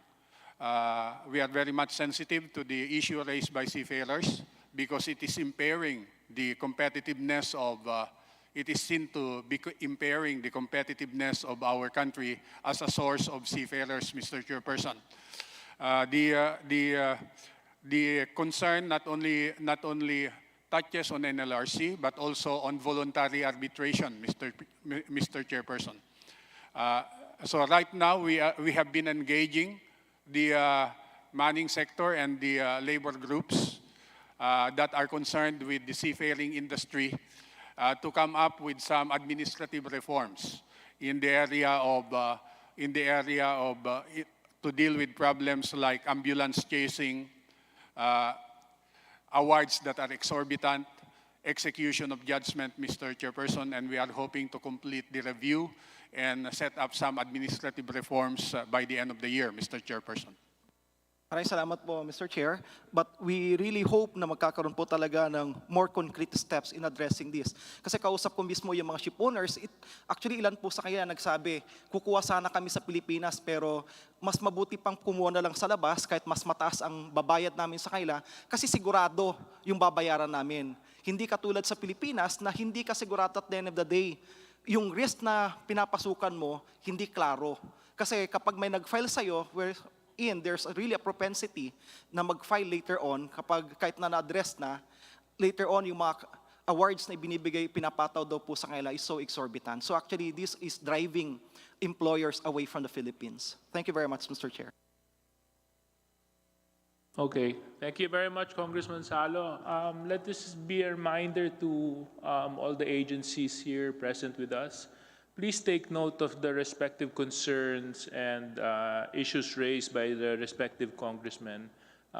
Similar to TESDA, NLRC, let's not forget that the power of the purse remains in Congress. And what we're deliberating on here now is your budget and the existence of your agency for 2024. So let's make sure that the individual concerns, collective concerns of each congressman must be addressed before we proceed to the next level of budget deliberations, which is plenary. Gentle reminder sa inyong lahat. Okay? I will now proceed with Congressman Khalid Dimaporo.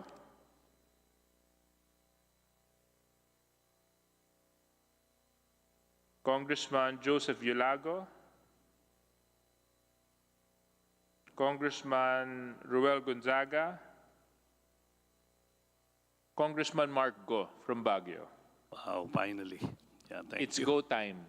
Thank you very much. Well, I hope I'll be the last to ask questions. But thank you very much, Mr. Chair, and to all the members of the Department of Labor and Employment, as well as TESDA. Magandang hapon po sa inyo lahat. Simple lang po yung tanong ko. Number one, ito pong head count ninyo, as of 2023, ang nakalagay po dito sa report ng Agency Budget Notes ng CPBRD, you have a total plantilla positions of 5,573. Kasama na po rito yung TESDA. And it is recorded also that you have unfilled position of 761.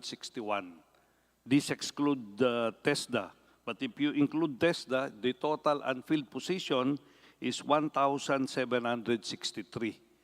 Gusto ko pong malaman kung ito ay kailangan pa ninyo sa susunod na taon, itong 2024. If I may, Mr. Chairman. Yes, Dole, you may proceed. Opo, kailangan po namin itong mga positions na ito for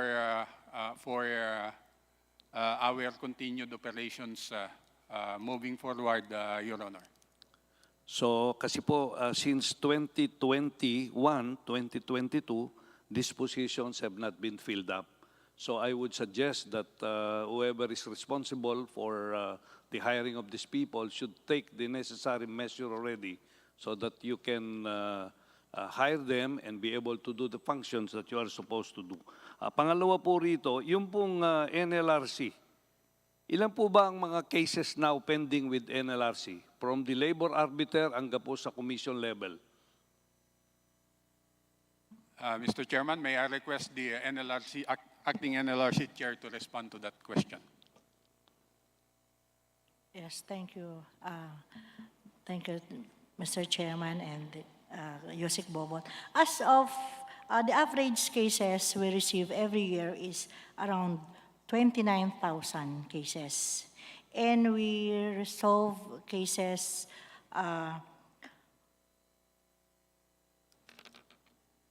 on original appeal, 30, and on appealed cases, 30,000 and 9,000 cases. So ang disposition po ninyo yearly is how many? Ang disposition po namin, sir, is 100% po namin na-resolve ang cases. So wala po kayong pending? Baka hindi naman po tama yun kasi dati po akong HR manager, ang tagal po ng mga ibang cases. Hindi naman siguro 100% ang disposition ninyo. Yes, kasi po, I'm sorry, every month po kasi ay nagdadagdag ang mga cases. So basta monthly po namin ay we resolve, yes, total disposition for the year is 30,900. And ang pumapasok po naman sa amin is 30,000. So, nare-resolve po namin 100% po. So, wala kayong backlog kahit na isang ano lang. How many days po ang isang kaso bago ma-dispose ng sa labor level, labor arbiter, tapos sa commission level? Yes, Mr. Chair. Ang cases po sa amin ay sa labor arbiter po, we have 9 months po. 9 months ang cases na supposed to be dapat ma-resolve. And then sa commission po is 6 months. 6 months cases. So lahat po ng na-file na case ng January for let's say 2023, wala na pong, o kung meron man, konti na lang kasi ano na tayo, malapit na po tayong magtapos ng 2023. Tama po ba yun? Yes, Mr. Chair, kasi every month po, mo pumapasok po, like average po per arbiter is 27 to 30 cases a month. And then they have to dispose at least also 27 cases a month. So, yung pumapasok po sa kanila, nare-replenish lang yun ng additional cases every month po. So every year po, merong additional 30,000 na ipina-file. So hindi po bumababa yung cases ninyo kasi maraming o regular ang in terms of number yung nagpa-file ng complaint. Tama po ba yun? Yes, Mr. Chair. Ganun po yun? Every year, every month po kasi nakatatanggap kami ng around 60 times 27, that is po yung average po per arbiter. And then nare-resolve din naman yon within 6 to 9 months. Sir, pero every month po kasi nagdadagdag siya. I do not know whose responsibility will this be. Will there be a situation in the past or in the in the future na yung cases natin kung pwedeng bumabayan Kung ibig sabihin niyan, naging effective siguro yung ating NCMB at saka yung other o yung DOLE para ma-resolve yung mga problems even they are brought to the labor arbiter o kaya sa commission. Mr. Chair, I'm talking of the average cases per year. So, 30,000. Before po, nasa 35,000. And then bumababa po because maybe our SENA is working dun sa settlement and also yung mandatory settlement sa labor arbiters. But yun po talaga yung average na natatanggap namin per year. And ang umaakyat po sa appeal is around 32%. So, around 68% na settle na sa SENA and also sa labor arbiters. And only 32% ang umaakyat sa commission for decision. Okay. Sa NWPC po, in terms of productivity, ano po ba ang level ng productivity ng bansa natin compared sa productivity ng mga ibang bansa in the ASEAN region? Anybody from the NWPC? Are we competitive in terms of productivity dito sa mga iba't ibang kumpanya natin? If I may, Mr. Chair, the Executive Director of NWPC is here. She can respond to that question in more detail, Mr. Chair. Yes. Where is the Executive Director? Yes, ma'am. Thank you, You may proceed.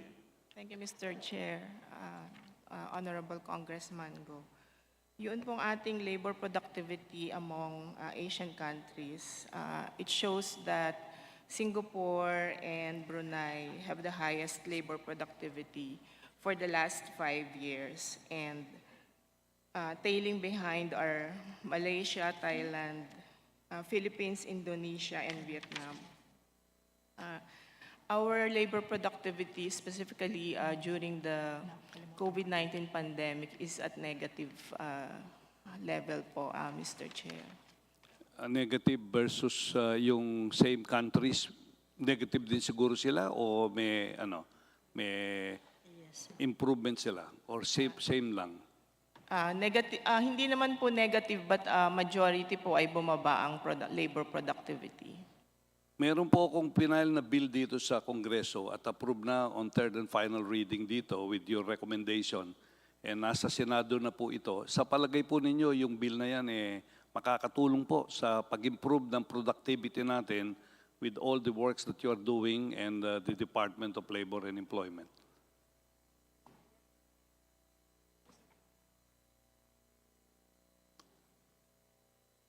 Yes, please. Thank you, Mr. Chair. Yes, Congressman, makakatulong po ito ng malaki, and in fact, we are closely in touch with the Secretariat of the Committee in the Senate, and we're fleshing out some of the details of the Senate version of the bill. The intention is really to increase the advocacy on productivity improvement and gain sharing, specifically in micro, small, and medium enterprises. And if we are able to, for example, ask companies to have a productivity incentives committee in their respective organizations, that would increase po yung initiative for these firms to implement productivity improvement and gain sharing programs. Thank you, Mr. Chair. Yeah, I would like to end my interpellation by ending with a very good, I would say, good note. I would like to thank the Department of Labor and Employment, of course headed by Secretary Benny Laguesma and Undersecretary Bitonio and the other undersecretaries for the help that they have extended to us in our region. And I would like to tell also that we are very happy with the performance of our regional director in CAR, si Attorney Nat Lacambra. Nandiyan ba siya? O yun, nandiyan ka. So maraming salamat po. Maraming tulong po kayong ginawa sa Baguio lalong-lalo na yung pagbibigay ng tupad sa aming mga kababayan na naapektuhan ng bagyo, nung karoon ng sunog sa palengke namin. Maraming salamat po. And of course, sa ating TESDA, sa mumumuno ni ang ating dating Secretary Danny Cruz at ngayon si Secretary Suharto Mangudadato at saka si Congressman, dating kasama po namin dito si Congressman Bertis. Of course, hindi ko makakalimutan dito si ASEC sa DOLE, si ASEC Nikki Tutay, o yung tupad kong susunod, wag mong kalimutan, para sa aming lungsod sa Baguio. At sa lahat po ng mga officials ng DOLE at ng TESDA, maraming salamat po at ako po'y susuporta sa inyong budget at kung pwedeng itaas pa natin at ibalik sa level ng 2023 ang budget ng Department of Labor and Employment. Maraming salamat, Mr. Chair, at magandang hapon po sa inyo lahat. Thank you very much, Congressman Mark Go. It's nice to know that DOLE has helped your district and your city a lot during those times of need and crisis. The next on our list is from the majority, Congresswoman Luistro. Good afternoon, Mr. Chair. Good afternoon to our guests from the Department of Labor and Employment. In my prior meetings with Secretary Benny Laguesma, this was in 2022, he shared with me that he intends to converge TUPAD with the other programs of TESDA and DA. Ideally, he intends to promote long-term benefit to the constituents. Can we be enlightened on the steps taken already towards this convergence, Mr. Chair? DOLE. Thank you, Mr. Chair. Thank you for the question, Congresswoman Luistro. We have actually operationalized the system of convergence, Mr. Chair. If you recall, during the earthquake last year in the north, we first started with TUPAD for emergency employment for the cleanup, but we also configured it with training, so it became an emergency employment intervention cum training, because we needed workers to be trained to help in the reconstruction of the damaged structures, Mr. Chairman. And as a result of that, TESDA came in to provide the training programs for the skills that were needed in the reconstruction, particularly, for example, electricians, carpenters, Mr. Chairman. They were given toolkits for that purpose, so that even after the reconstruction activities, they can also use those tools to embark on their own ventures as trained, skilled workers, Mr. Chairperson. And we are trying to replicate that in other places, Mr. Chairman. Mr. Chair, of course, we are happy to hear about the development towards the convergence.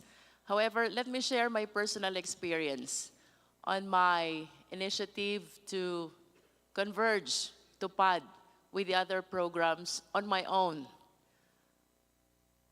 I intended the last time to require the beneficiaries to do backyard gardening instead of the community cleaning. So I reached out to DOLE, and I was soliciting assistance as to requesting the DA for free seeds and seedlings. Unfortunately, the response was, without mentioning the specific office, kanya-kanya po tayong request.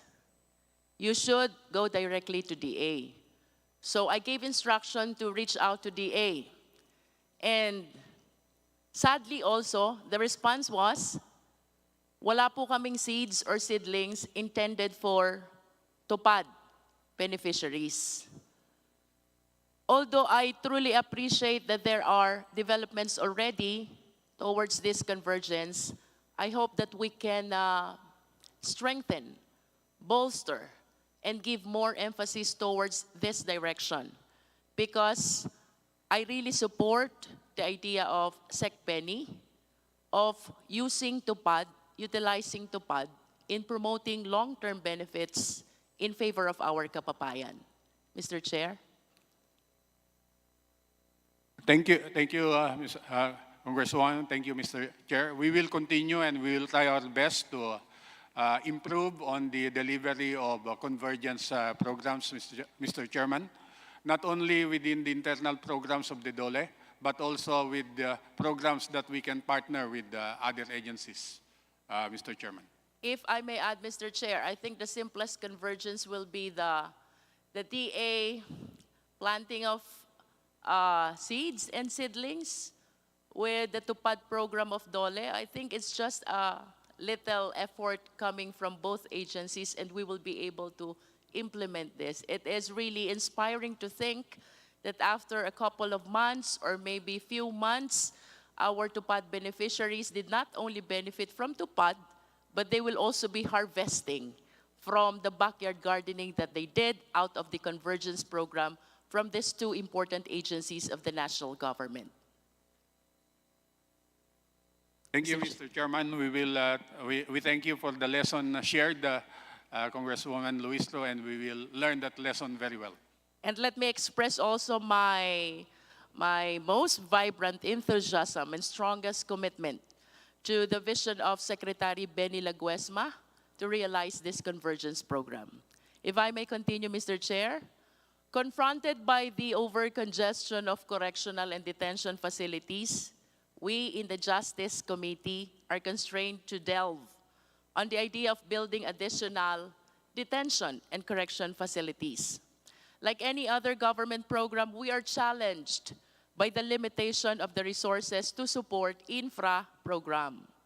On the assumption, however, that at one time, the Congress will consider to prioritize this, the question is it feasible to build a correction detention facility which is at the same time a production facility from the perspective of DOLE, Mr. Chair?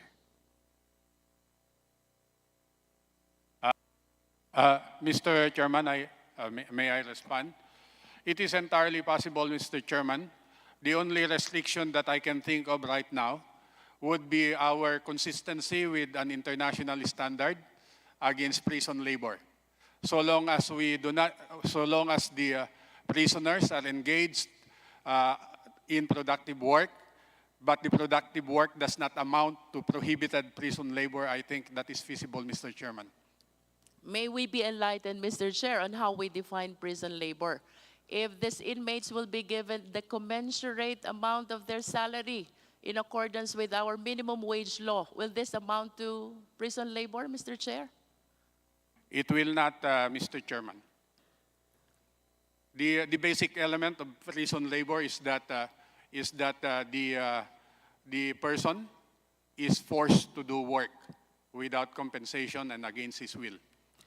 May I just manifest, Mr. Chair, that these inmates are workforce, which, if properly utilized, will render them productive, contributory to the GDP, and eventually will help not only their own families, but the government to support the needs of our country.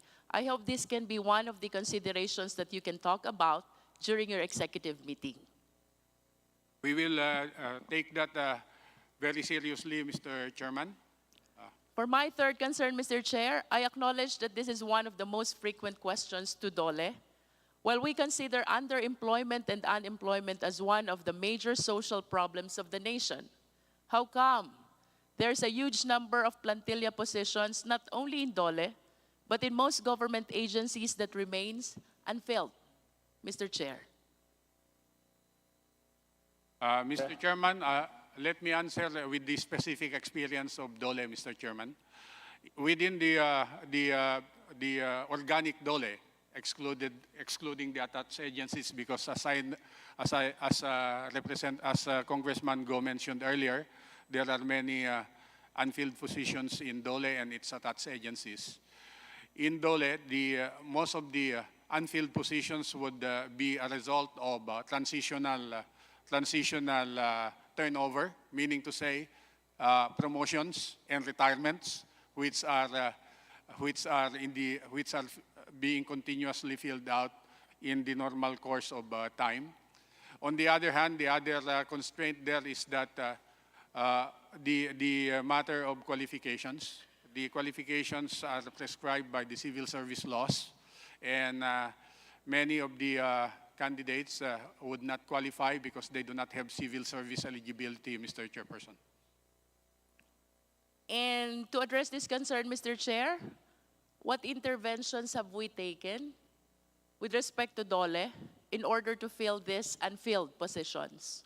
With respect to DOLE, Chair, there are several interventions that we are taking. First, we are expanding the publication, the net of publication of our vacancies, not only to include, not only in the civil service posting, but also in more public postings, including social media. Secondly, we are reviewing our processes of recruitment continuously. We have a quality management system that looks into this. And of course, thirdly, with respect to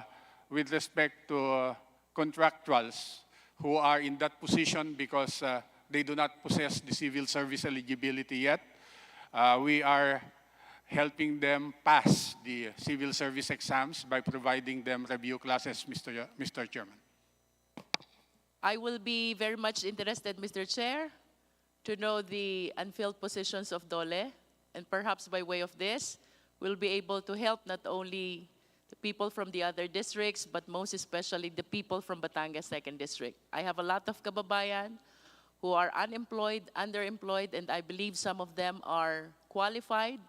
And I wish to take advantage of this opportunity that perhaps I can bridge the gap between DOLE, who have been looking for the qualified employees, and my kababayan who have been looking for a decent employment. We welcome that offer of support, Mr. Chairman, and we will also provide the good Congresswoman the data in relation to the unfilled positions. For my last concern, Thank you Mr. very Chair, much. can I have 1 more minute, Mr. Chair? Again? 1 minute. 30 seconds, please, because your time has already elapsed. That is doable, Mr. Chair. In a news report, TBM Sec Amina Pangandaman commented that one of the causes of the decrease in GDP is the government underspending. Do you belong to these agencies who are having government underspending? And can you please explain this? It has been noted earlier, Mr. Chairman, that the Department of Labor and Employment is relatively on track in relation to its spending patterns. And as the Secretary has mentioned, the Department of Labor and Employment and its attached agencies are fully confident that by the end of the year, we will be able to utilize our budget. Thank you Finally, very Mr. much. Chair, let me just express my support to the Department of Labor and Employment, including its budget for 2024 and for all possible increase of its proposed budget. Thank you, Mr. Chair. Thank you very much, Congressman Luistro. Congressman Bambi Emano. Thank you, Mr. Chairman. Maayong hapon sa tanan and of course to the DOLE family. Would like to upfront thank all of you for helping not only the country, the province of Misamis, Region 10, the province of Misamis Oriental, especially during the pandemic. Would like to make special mention RD Gutib. RD, we miss you already. You know, it's been like 6 months, but we miss you already in Region 10. You have done a lot and have worked a lot. And I had thanked your people properly every time that we are, we provide tupad to our beneficiaries, telling them that you went out of your way just to be able to help our people. While many were hiding, many did not come out. But DOLE, even if it was not part of your work, but you were able to deliver the services that were needed by our people during the pandemic. So mayong hapon sa tanan. Mr. Chair, I'll try to make this as short as possible. Let me start by to NLRC. May we know if NLRC's budget, Mr. Chair, increased or decreased? DOLE.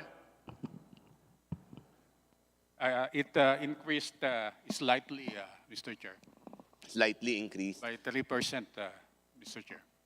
And I saw actually the report, which you actually have a very wonderful case disposal record. May we know if, Mr. Chair, how many commissioners do you have in the whole country? 24, Mr. Chairman. Of the 24, Mr. Chair, are all of the positions filled up? No, at the moment, Mr. Chairman, there is a vacancy in the position of chairman of the commission. There is also a vacancy in 2 other commissioner positions, Mr. Chairman. And may we know, Mr. Chairman, which regions are these that has vacant positions, Mr. Chairman? The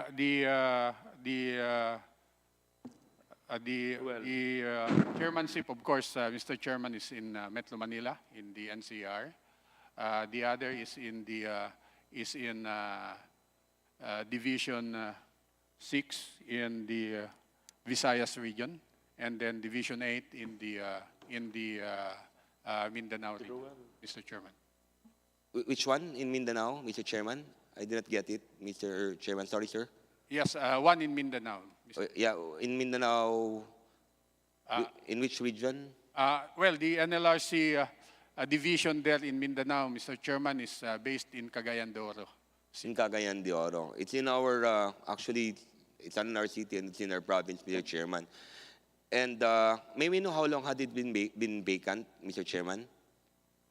How long? Yes, sir. How long? The chairmanship was vacated in April this year. And in the Visayas, it was vacated in sometime last year, Mr. Chairman. Mr. Chairman, the reason I think that we are actually here on the committee hearings is that we'll be able to bring up parochial issues, so we'll not be able to bring it during the plenary. May we know if for Mindanao's vacancy that you were, are you now betting for the one lacking position? The vetting has been completed, Mr. Chairman, and the recommendations have been submitted to the Office of the President. Thank you, Mr. Chairman. And maybe off the record, Mr. Chairman, would like to get if those who were who were submitted, the names that were submitted, maybe later, Mr. Chairman, would that be possible? Thank you, Mr. Chairman. Thank you for DOLE. Now let me proceed to TESDA, Mr. Chairman. And for TESDA, Mr. Chairman, I actually appreciate Deputy Director. Thank you very much for the help that you have given the 2nd District of Misamis Oriental, and thank you for the kindness also to Yusek Egargo. Thank you, sir. And would like to ask, Mr. Chairman, because yes, we were very generous with offering the courses that TESDA has been offering to Region 10. But apparently, there is a very huge demand for slaughtering, dairy in the region. And having our president, the chairman and the Committee on Agriculture, and a very strong school with USTP Claveria offering agricultural courses, the graduate students wants to continue with the slaughtering and dairy. Would the TESDA be able to give us allocation or additional allocation for slaughtering, dairy, and hopefully driving, Mr. Chairman? Mr. Chair. Thank you, Honorable Congressman Imano. Yes, sir, actually that will be part of our provincial sectoral priority because of the demand of the industry. As I mentioned earlier, that TESDA is now focusing more on the area-based demand-driven Tibet program. And there's really a high demand on slaughtering, also dairy. And in partnership with the Department of Agriculture as well as the National Dairy Authority, sir, we have a program that we can actually implement in Region 10, sir. Rest assured on that, sir. Thank you very much.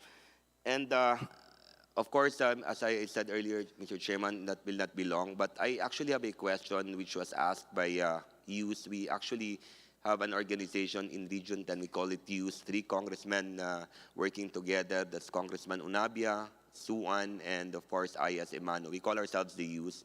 And there's this question regarding STEP by youth that it takes time for you to deliver the needed equipments for the trainings. Maybe know where the hiccup is or where the challenges are, why it takes around 3 to 6 months to deliver equipments for the STEP program.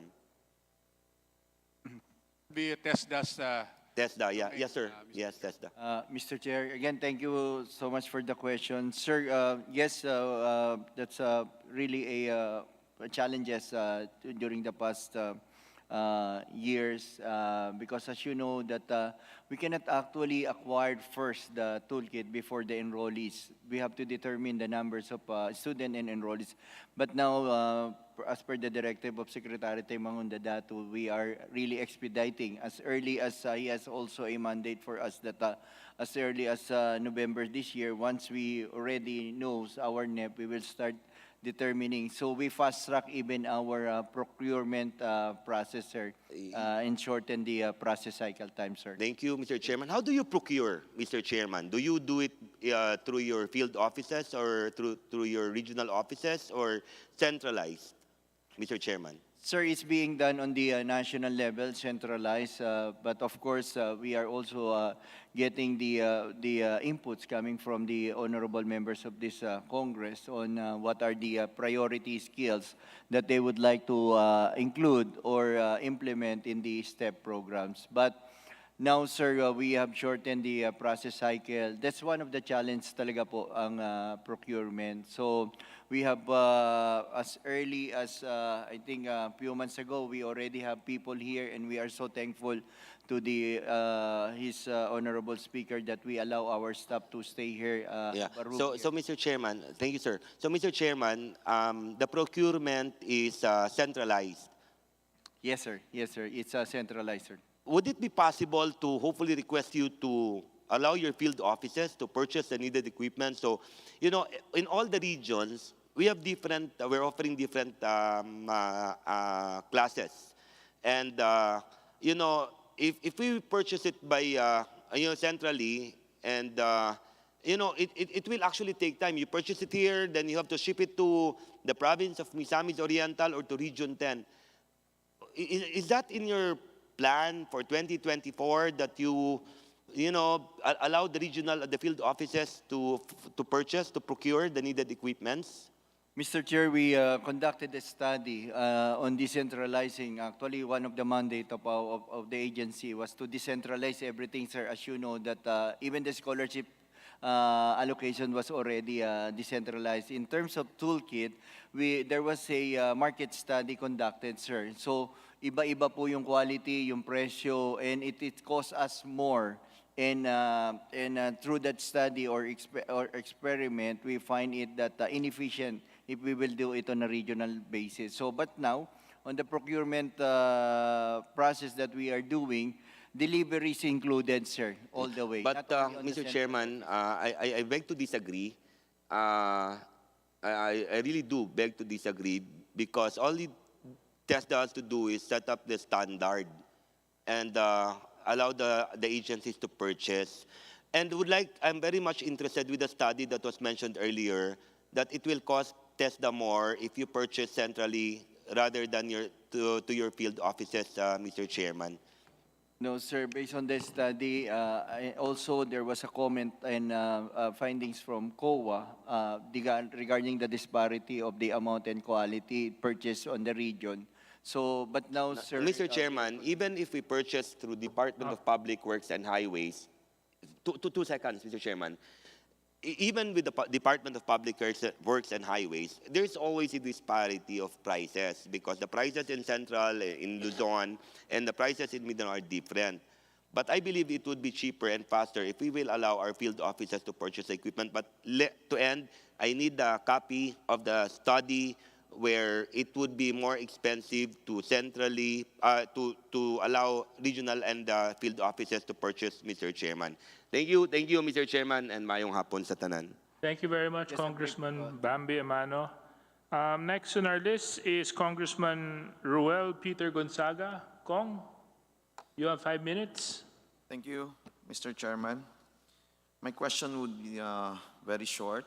It involves your 8-point socioeconomic agenda, where you state in your presentation that one of the agenda is to protect and promote workers' rights and welfare.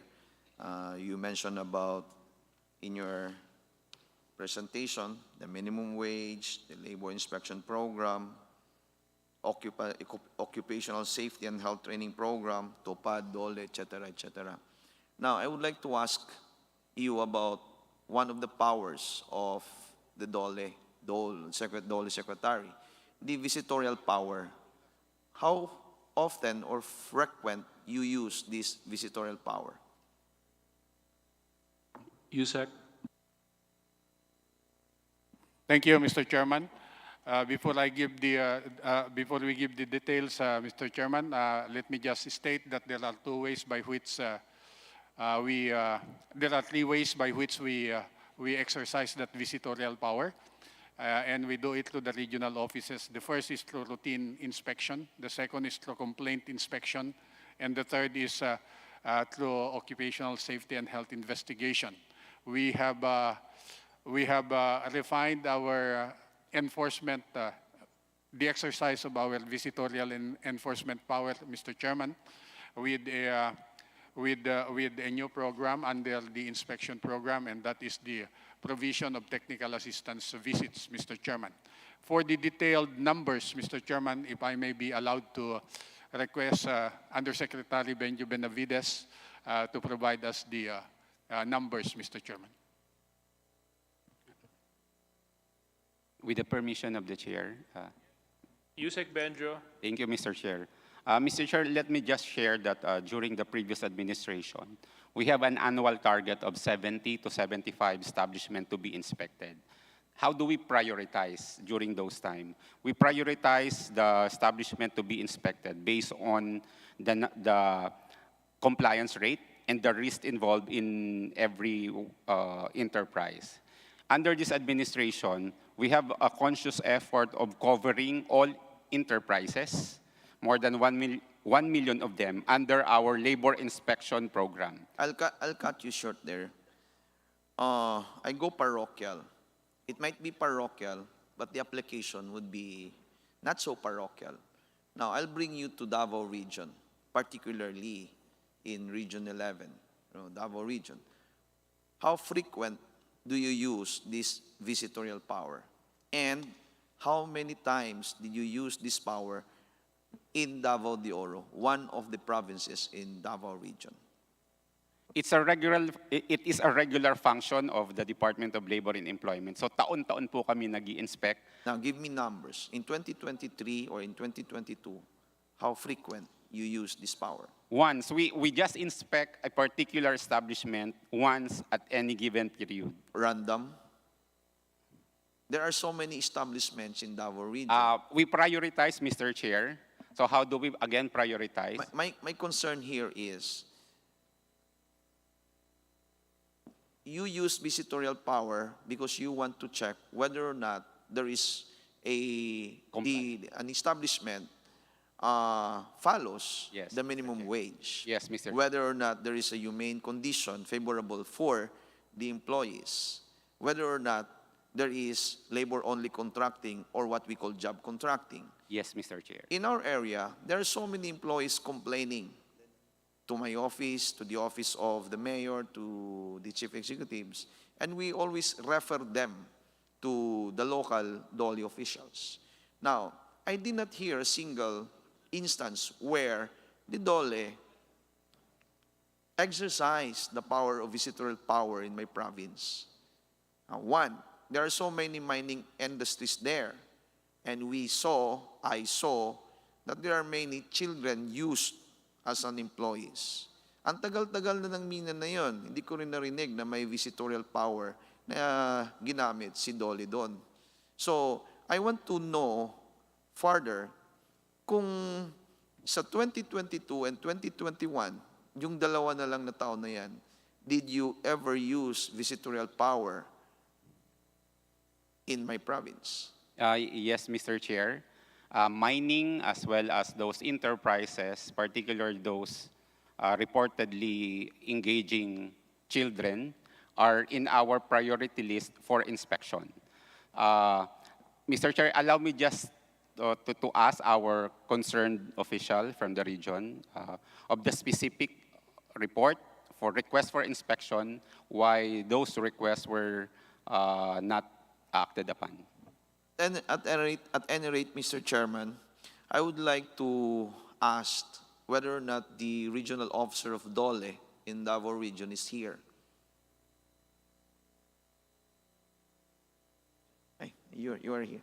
Yes. So, can I ask you whether si regional director, pwede ko ba siya makausap na lang dun sa baba or dyan sa gilid man lang para maireklamo ko, masubmit ako sa kanya yung reklamo ng mga employees na ilan lang na pwedeng gamitin natin ito. Yes, Mr. Chair. Kasi nahihirapan na rin kami. Hopefully you will understand. Hopefully Yes, you will Mr. understand.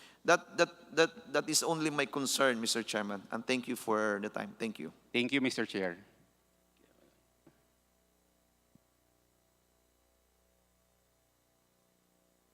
Thank you very much, Congressman Gonzaga. So we will now be entering our second round of questioning. Let me remind our members that instead of 5 minutes, you will be given 3 hours. No, just joking. 3 minutes lang. 3 minutes. Chine-check ko lang kung may malay pa kayo kasi medyo tumatagal na tayo sa plenary hall. So you'll be given 3 minutes. So on this round, I recognize Congressman Raul Manuel. Thank you, Mr. Chair. Mr. Chair, yung tanong ko lang kanina dun sa DILEEP, I'll request na lang for data kasi merong 14,000 na former rebels na beneficiaries nito for the first quarter of 2023. Hingi nilang po kami ng data.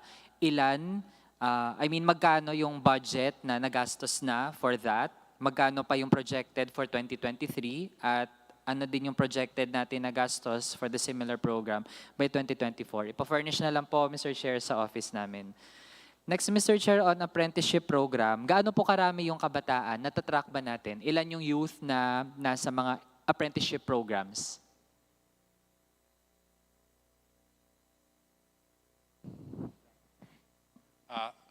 Mr. Chairman, that will be under the domain of TESDA again.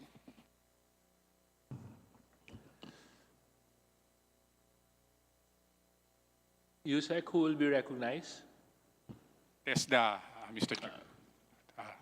DG. Yes, former Congressman John Bertis.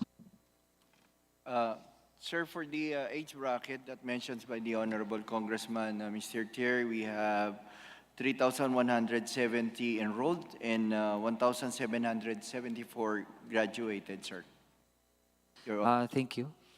Nasa ang mga industries or fields of work po itong mga apprentice? Your Honor, they are in the field of IT BPMs, manufacturing, our partner manufacturing, and also in the some of them in the tourism industry, Your Honor. Mr. Chair, after nila maging apprentice, gaano po kadami sa kanila yung eventually ay na-absorb din dun sa kumpanya at nagiging mga regular workers? Sir, based on the survey on the employability of graduate of Tibet, 87.70% was absorbed, or 8 out of 10 graduates of that TESDA programs has landed a job, or the remaining percentage put up their own businesses, Your Honor. Yeah. Mr. Chair, dun sa nagkaroon ng trabaho, ilan dun yung, kung saan sila nag-apprentice, dun din po sila eventually naging regular na manggagawa? Sir, we will give the exact details to this honorable committee, but 76 to 80% those who under apprenticeship was able to absorb by the company, especially in the manufacturing industry partners.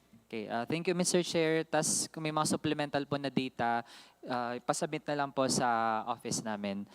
Next, Mr. Chair, tungkol naman sa TESDA, since it also joined the rebranding bandwagon, Mr. Chair, magkano po yung nagastos ng TESDA sa pagkakaroon ng bagong logo?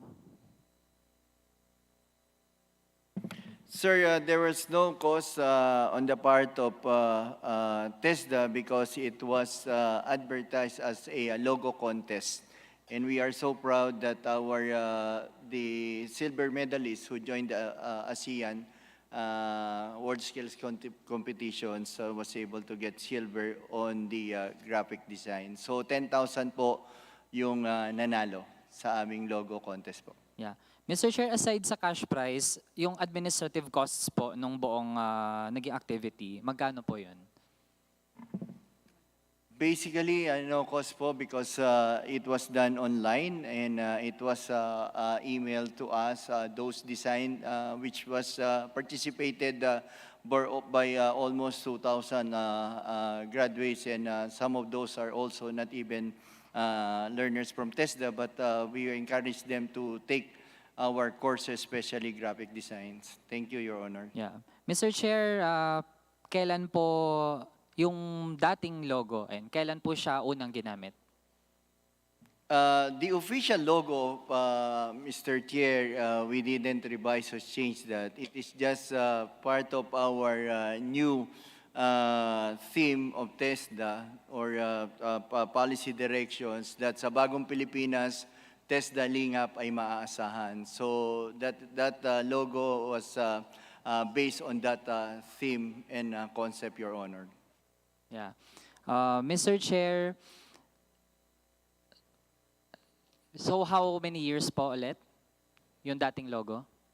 Sir, it was the previous logo, it was especially the TESDA Abot Lahat during the time of the former DG Secla Peña, 3 years, and just recently we are changing a new theme because sa TESDA po naabot na natin ng ating mga kababayan even in the far-flung barangay. So ngayon po sa bagong Pilipinas, ang TESDA lingap ay maaasahan. So 3 years pa lang po yung dating logo? Did I hear it correctly? Almost magpo 4 years since 2019, 2020. Yeah. Yes, Your Honor. Yeah, kasi Mr. Chair, while ayun, given naman na low cost naman siya, pero yun nga, when we have branding, gusto natin tumagal at tumatak din sana siya.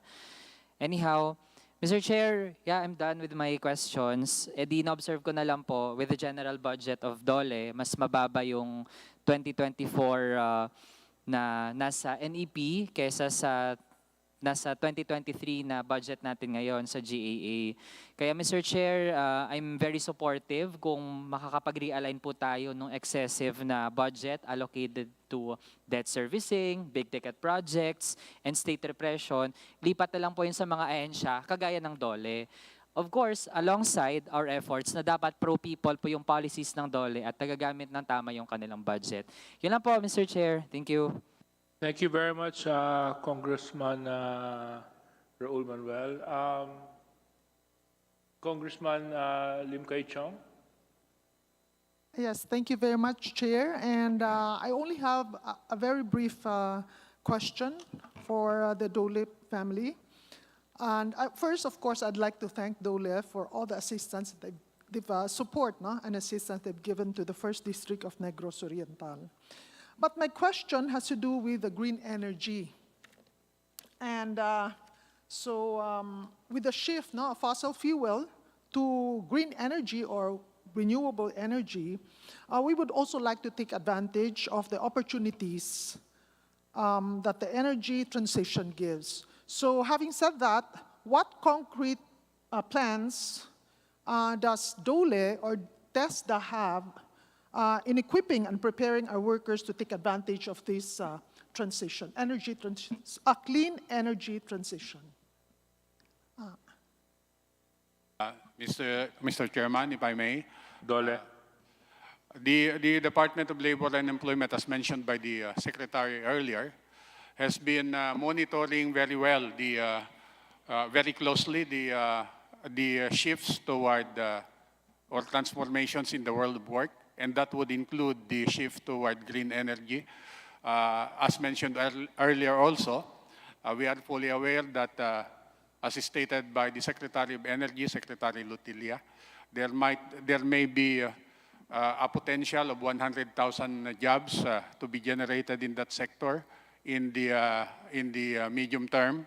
And we will be touching base with the Department of Energy as to the specific requirements, skills requirements for those particular jobs, Mr. Chairperson, so that we can prepare we can ensure that the necessary workforce and the necessary skills needed to shift toward green energy will be addressed, Mr. Chairman. So you're telling us that there's no concrete plans as of yet. There's no roadmap, like for example, trainings to be undertaken by TESDA or any programs right now? There is already the labor and employment plan that was reported earlier, Mr. Chairman, and a copy of that will be submitted to the House for the consideration of the committee. And that labor and employment plan would include would identify the energy sector as a key employment generator in line with the socioeconomic agenda of generating more quality and green jobs, Mr. Chairperson.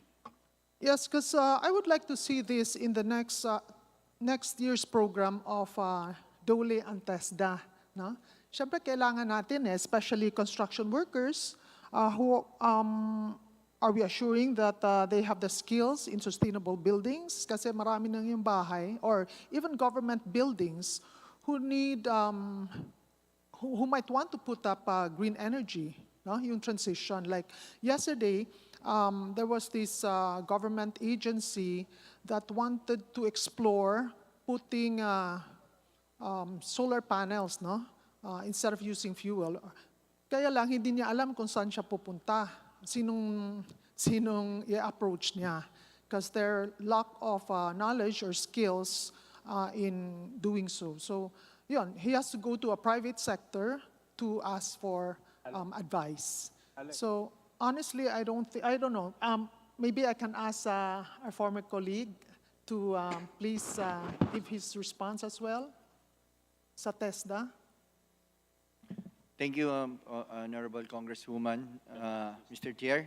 At the moment, sir, that's one of our aggressive program, part of our green technology. We already have a initial talk with different stakeholders, even other countries, adopting the green technology and with the Department of Energy. Actually, since Tuesday, we have a display in Mega Mall showcasing our green technology, including the rainwater catchment system, wherein the entire house is being using the Internet of Things. You can control it with your iPads using a solar power system. And also that includes also the solar irrigations that for agriculture. And as well as part of that is our agro-fishery using renewable energies. And a program that we have signed with Coca-Cola Philippines, which is the World Without Waste program. So those are the aggressive programs of TESDA in terms of green technology and blue technology, Your Honor, Mr. Chair. Yes, thank you very much for that information, because I think we really need to fast track on this, because I just came from the budget hearing of DTI, and it seems like there are a lot of foreign direct investments, no, in terms of putting up green energy investments here in the Philippines. So we need more workers or skilled workers, no, to generate more jobs and employment. So, yun, kailangan natin siguro by next year we can already start with the training program on this. Yes, sir. Just to add briefly, Mr. Chair, if I may be allowed, that one of our industry partners, which is Mitsumi, has already started the solar farm in their one of their biggest plant in Cebu, and as well as all industry partners, including the one that was signed recently by our Secretary Mangundo Dato and San Miguel, Ramon, the other day. Part of that is the green technology, Your Honor. Thank you. Yeah, thank you very much, because I would like to see this as part of your strategic roadmap, no, and developing this green technology and all. So thank you very much. Thank you very much, Congressman Lee Kay-chong. And our last interpellator for today, who will be given 3 minutes, with the promise that also 3 minutes will be provided to her during plenary. Congresswoman Arlene Brosas. Arbitrary yan, Mr. Chair. Ikaw lang nagdesisyon, Mr. Chair. Hindi pwede. Anyway, Mr. Chair. So on to my last question. Para po sa susunod na taon, kapansin-pansin na lumiliit yung pondo ng Labor Laws Compliance Sub-Program ng DOLE-OSEC, patungong 607 million lang mula 624 million. Kung ganito po yung pondo, ilang labor inspectors na lang ang makukuha ng DOLE dito? Paano po tayo magiging epektibo ang pagtukoy sa labor-only contracting kung ganito kaliit ang bilang ng inspectors, Mr. Chair? Mr. Chairman, may I request that Yusek Benjo Benavides be recognized as that is his area. Thank you, Mr. Chair. We will have the same number of inspector next year, even with the reduction of budget by 20 million. So same pa rin po, Mr. Chair. So anong nabawas dito, Mr. Chair? Kung 607 It's actually million. MOOE. These are expenses that we use for training, capacity building. Pero nagagawan po namin ito ng paraan in the past, at present, and in the future by partnering with development partners such as International Labor Organization. So yung mga training po nating malakihan para sa ating mga inspectors, nakakahingi po tayo ng tulong. Thank you, Mr. Chair. Sa kasalukuyan po, may nakatayo bang union sa mga licensed manpower agencies? Tapos ilan po ang sinasaklaw ng mga manggagawa nito?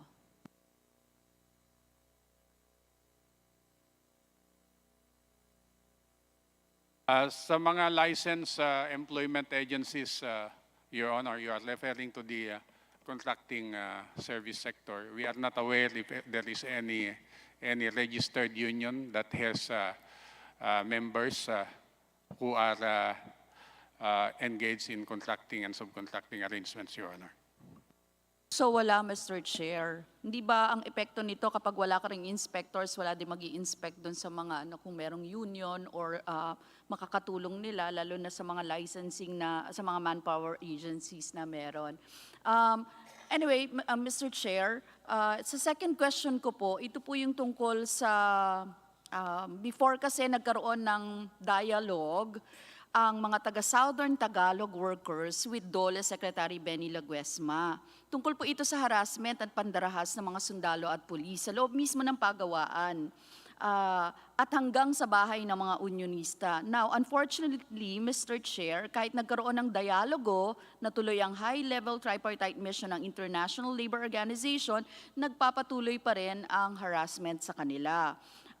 In fact, ang nangyari nga ng nakaraan, June 1, 2023, naglunsad ang task force ugnay NTF-ELCAC ang anti-union seminar sa loob mismo ng pabrika ng Gardenia sa Laguna.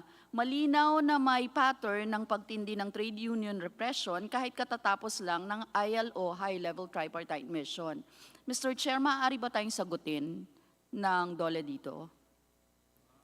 Kahapon lamang, Mr. Chairman, ay nagkaroon kami ng pagpupulong sa National Tripartite Industrial Peace Council para buuin yung Tripartite Roadmap on Freedom of Association. At maganda naman po yung resulta. Nandoon yung mga kinatawan ng labor sector, employer sector at kami po sa Department of Labor and Employment. At napag-usapan na namin yung mga konkretong steps para ma-address yung mga issues na nire-raise sa ILO, including yung mga issues po nung nakaraang high-level tripartite mission, Mr. Chairman. Even before yesterday, Mr. Chairman, marami rin kaming nagawang ugnayan sa mga ahensya na nabanggit ninyo, including the military and the police. And as a matter of fact, in the Interagency Council that was created by Executive Order number 23, signed on April 30, napapag-usapan na po itong mga ito, kasama po yung mga uniformed personnel. Kasama din ang ang Department of Justice po diyan at tayo'y nagtulong-tulong na pagsamasamahin pagsamasamahin at magiging mas coordinated yung efforts ng lahat ng government agencies involved para address yung issues on freedom of association po. At isa sa mga maliwanag na stand ng Department of Labor and Employment po dyan ay yung labor education po, yung pagtuturo ng labor laws at pag-promote ng responsible unionism. Ay ito po yung mandato ng Department of Labor and Employment at sinabihan na po namin yan ang mga uniform policemen na dapat ay kami ang gagawa yung mga programang ito, Mr. Chairman. Mr. Chair, tanong lang, pinahihintulutan ba ang presensya ng Philippine Army sa loob mismo ng pagawaan, Mr. Chair? Wala pong pulisiya na ganyan sa aming pagkakaalam sa Department of Labor and Employment, Mr. Chairman. As a matter of fact ay kahit pa merong strike or lockout na nangyayari at nasa labas ng company premises yung mga manggagawa, ay meron tayong sinusunod na guidelines, terms of engagement kung tawagin, na hindi basta-bastang makalapit yung uniform policemen doon sa strike area na walang pahintulot or walang koordinasyon sa Department of Labor and Employment po. Mr. Chair, meron po tayong datos na sa loob ng planta ng PhilFoods na sister company ng Gardenia sa Binyan, Laguna, nagsagawa ng anti-union seminar ang kumpanya kasama ng mga pwersa ng 2nd Infantry Division ng Philippine Army noong May 25, 2023. Gusto po nating ipaalam sa DOLE na may ganitong mga nangyayari. That is May 25, 2023 and June 1, 2023. Ito naman yung task force ugnay ng NTF-ELCAC sa Gardenia sa Laguna. So Mr. Chair, ang gusto lang po naming mangyari, makakaasa ba ang mga manggagawa ng PhilFoods at Gardenia na paimbestigahan ng DOLE ang nasabing insidente? Kasi natakot po, naharas, at paglabag po sa karapatang mag-unyon ng mga manggagawa ang ginawa. In fact, in the morning of May 25, 2023, workers were assigned a reduced work output around 1 in the afternoon when more or less 40 workers were instructed to go up in the catwalk area at the 2nd level of the building. Armed, uniformed, and unknown men were waiting along with the admin officials and initiated an anti-union and a red tagging seminar. So maaari po ba na maimbestigahan ito ng DOLE, Mr. Chair?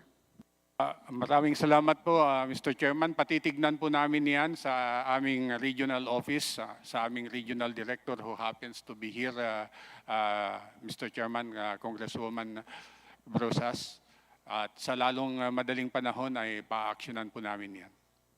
Thank you, Mr. Chair. Yung documents na lang na i-request ko, Mr. Chair, ipapasa ko rin sa inyo ito. Copy of the Philippine Labor and Employment Plan 2023 to 2028, number of establishments who are exempted from the minimum wage, barangay micro-business enterprises, those who applied for exemption, nationwide po. Number of workers who are receiving wages below mandated minimum wage per region, number of workers who are receiving exactly the minimum wage per region, number of workers who are receiving wages above the minimum wage per region, data on collection of 100,000 registration fee for each licensed job contractor licensing per year, 2022 to present, current number of platform workers po per region. Report on the role of DOLE in the Alliance for Industrial Peace Program or the AIPP. Na pakinggan ko po yung slide ninyong sinabi kanina.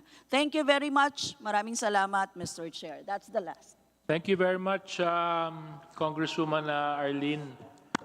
Congresswoman Arlene, would you mind if you give me a copy of your notes para at least ma-forward natin sa kanila? Tapos singilan to sisiguraduhin nyo na ibibigay natin kay Congresswoman Arlene yung kanilang mga request. Congressman Ted Haresco, you're recognized. Mr. Chairman, may I move that we terminate the budget briefing of the Department of Labor and Employment and its attached agencies. I so move, Mr. Chairman. Any second? I second the motion. Thank you, Congressman Lim Kay Chong. Thank you, Congresswoman Mayate, Janet. There being no objections, the briefing for the Department of Labor and Employment and its attached agencies is hereby terminated. Mr. Chairman, if, Mr. Chairman, maaari lang po magpapasalamat kami sa Department of Labor and Employment, Mr. Chairman. Maaari lamang po ay kami magpapasalamat sa iyong continuing support sa ngalan ng Department of Labor and Employment and its attached agencies led by Secretary Bienvenido Ilaguesma, Mr. Chairman, at makakaasa po kayo na gagampanan namin at susubukan namin sa lahat ng aming makakaya na i-implement yung aming mga programa na na pinupunduhan ng Kongreso, Mr. Chairman.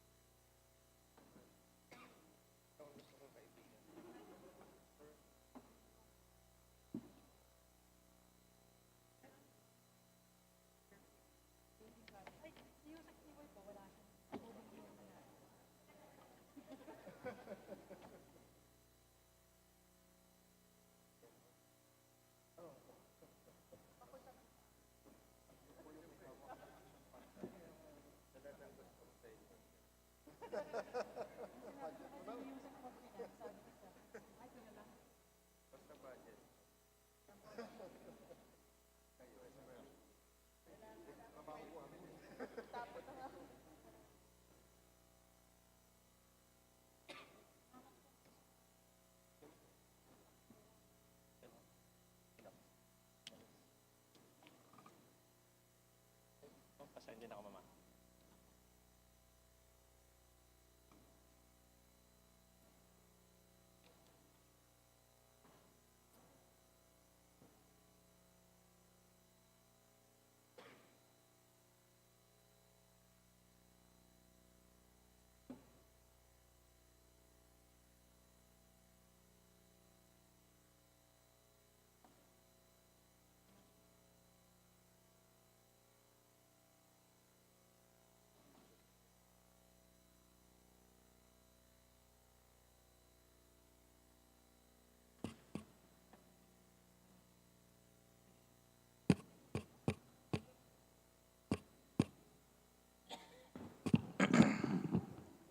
Everybody, please settle down. We will be beginning in a short while.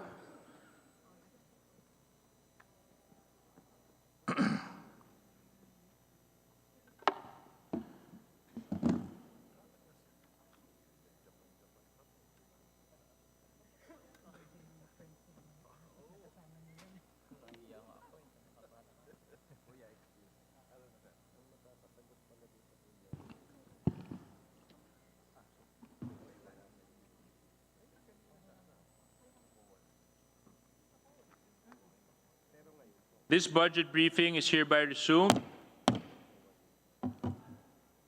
I would like to welcome our guests from the Department of Migrant Workers. And I would request everybody to please rise and to give a moment of silence to our Secretary Tutsople.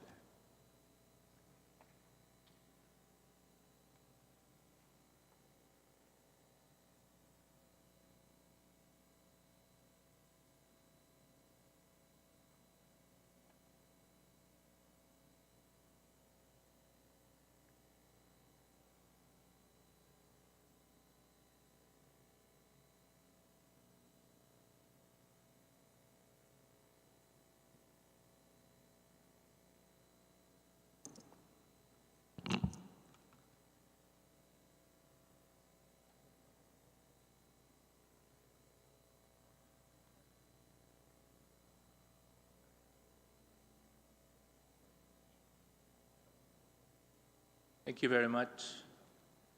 I know this has been a very difficult week for your department, knowing that we're celebrating your anniversary as a department, and it is quite unfortunate that we find ourselves in this moment where the head of your department has recently joined our Creator. it was a trying week for everybody, especially for the undersecretaries and the departments heads who were with me last Tuesday when we were doing our budget preparations and when we found out about the very bad news. However, I think the best way that we can manifest and show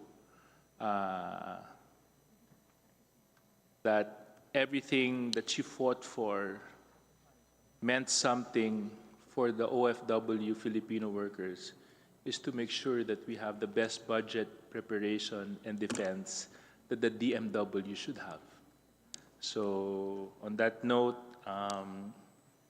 I recognize all the members of the Department of Migrant Workers. I asked the COMSEC to please welcome them to the plenary. COMSEC. Mapagpalang hapon sa lahat. For this afternoon's budget briefing, the House Committee on Appropriations would like to acknowledge the presence of our guest resource persons from the Department of Migrant Workers. May we request our guests to kindly stand up once your name is called. We have Undersecretary Bernard Olalia, Licensing and Adjudication Services, Undersecretary Maria Antoinette Velasco Allones, Finance and Internal Management, Undersecretary Hans Leo Caclac, Foreign Employment and Welfare Services, Undersecretary Patricia Yvonne M. Kaunan, Policy International Cooperation, Administrator Arnel A. Ignacio, OWA, Overseas Workers Welfare Administration, Assistant Secretary Jerome B. Alcantara, Land-Based OFW Services, Assistant Secretary Jerome T. Pampolina, Sea-Based OFW Concerns, Assistant Secretary Mario Perpetuo Socorro T. Zinampan, Policy and International Cooperation, Assistant Secretary Venecio C. V. Legaspi, Reintegration, Assistant Secretary Levinson C. Alcantara, Pre-Employment Services, Assistant Secretary Francis Ron de Guzman, Licensing and Adjudication Services, Assistant Secretary Felicitas Bay, Migrant Workers Welfare Services, Assistant Secretary Violeta D. Ilescas,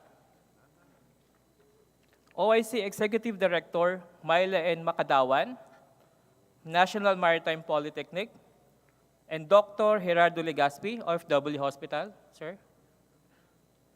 We would like also to acknowledge the presence of DMW Regional Directors. Kindly stand up if you're around.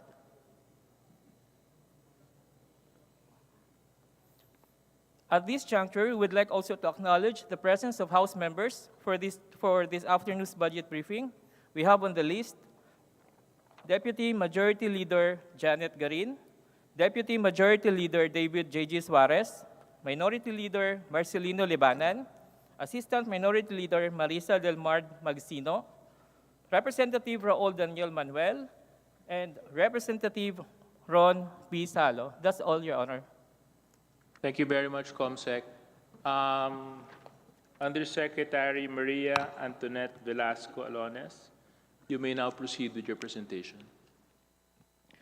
Maraming salamat po, Representative J.J. Suarez.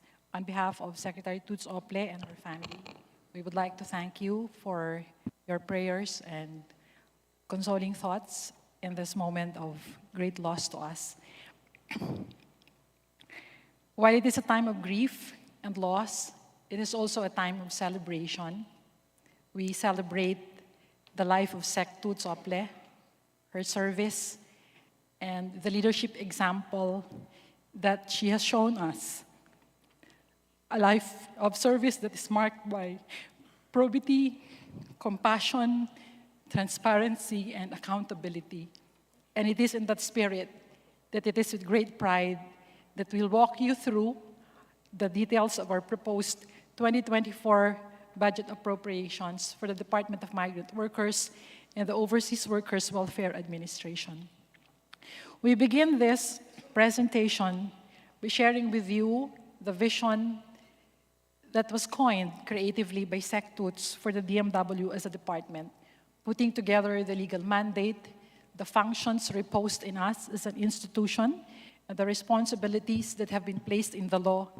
She said, in simple terms, we need to establish this department as the home of OFWs in government, a secure home, a sanctuary for OFWs and their families. The next slide shows you the strategy map that we have formulated for the department, encapsulating the vision as our roof and the direction to which we are strategically headed. There are three key Mr. strategies. Chair, Yes, what's the pleasure of Vice Chairman Janet Garin?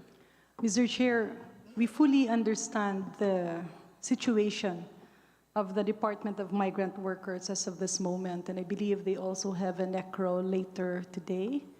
And all members have actually been furnished a copy, and we are very much aware of all the hardships, the challenges, and the accomplishments that the DMW as a family, headed by Secretary Toots Ople, has done. May I move, Mr. Chair, that we dispense with the presentation and proceed with the manifestation so that we can terminate as early as possible the budget briefing of the Department of Migrant Workers. Okay, if the minority will concur with the request, with the motion of Congressman Garin to terminate the presentation of Department of Migrant Workers and proceed with the interpolation. Is there any second? Mr. Chair. Thank you very much, Congressman Libanan. Any objection? There being none, motion is approved. We now proceed with the period of interpolation. Let me remind all our distinguished colleagues that you'll be given 5 minutes to ask your questions. And please notice on the screen above when you are close to 5 minutes, because we will be very strict with implementing the 5-minute rule. And as part of the long-standing and respected tradition of the House of Representatives to accord preferential treatment to the minority members of the House, followed by the majority members in an alternating manner, the Chair recognizes from the minority Congresswoman Arlene Brosas. Thank you, Mr. Chair. Mr. Chair, this is a manifestation and not an interpellation. Mr. Chair, una sa lahat, ipinapaabot ng Gabriela Women's Party ang pakikiramay sa pamilya ni DMW Secretary Susan Toots Ople, isa sa mga huwarang lingkod bayan at kinikilala ang kanyang mahabang record ng advocacy work para sa mga migrante. Nakikiramay din kami sa buong DMW family, and we manifest to take all our questions during the plenary. May mga request lang po tayo na mga documents. Siguro isa-isahin ko lang po yung documents para mapaghandaan ninyo. These documents that we are requesting ay list of countries with migrant worker offices, list of regions with operational regional migrant offices and number of staff, financial report and status of OWA funds, including breakdown disbursements from 2022 to present, disbursement and utilization of Action Fund, fiscal year 2022, list of sub-programs and activities under the DMW OSEC Workers' Welfare and Government Placement Services, including breakdown of allocation under GAA 2022, and reports on activities of NTF-LCAC and foreign defense attachés with DMW, if any. Thank you very much, Mr. Chair. Maraming salamat po. Thank you very much, Congresswoman Arlene Brosas. DMW, please take note of the required documents of Congresswoman Arlene Brosas, and we thank you, Congresswoman Arlene, for your show of compassion to the Department of Migrant Workers. On the part of the majority, the Chair recognizes Congressman Ron Salo. Thank you very much, Mr. Chair. As the Chair of the Committee on Overseas Workers Affairs, allow me also to express my sincerest condolences to the DMW family, and of course to the family of Sec. Toots Ople on her passing. Actually, I filed yesterday a resolution also expressing the condolences, sincerest condolences to the House of Representatives, as well as honoring her legacy. So we hope that this matter will be taken up soon. Further, may I respectfully manifest, Mr. Chair, that based on the DBCC presentation, overseas Filipinos' contribution to the Philippine economy in 2022 has reached $32.2 billion, or around 1.8 trillion pesos. And yet, the share of the DMW and its attached agencies to provide the appropriate services to our Filipino migrant workers is only around 15 billion, 15 billion pesos, which is just 0.008 of their contribution to the economy, and just 0.26 of the proposed 5.7 trillion proposed budget in 2024.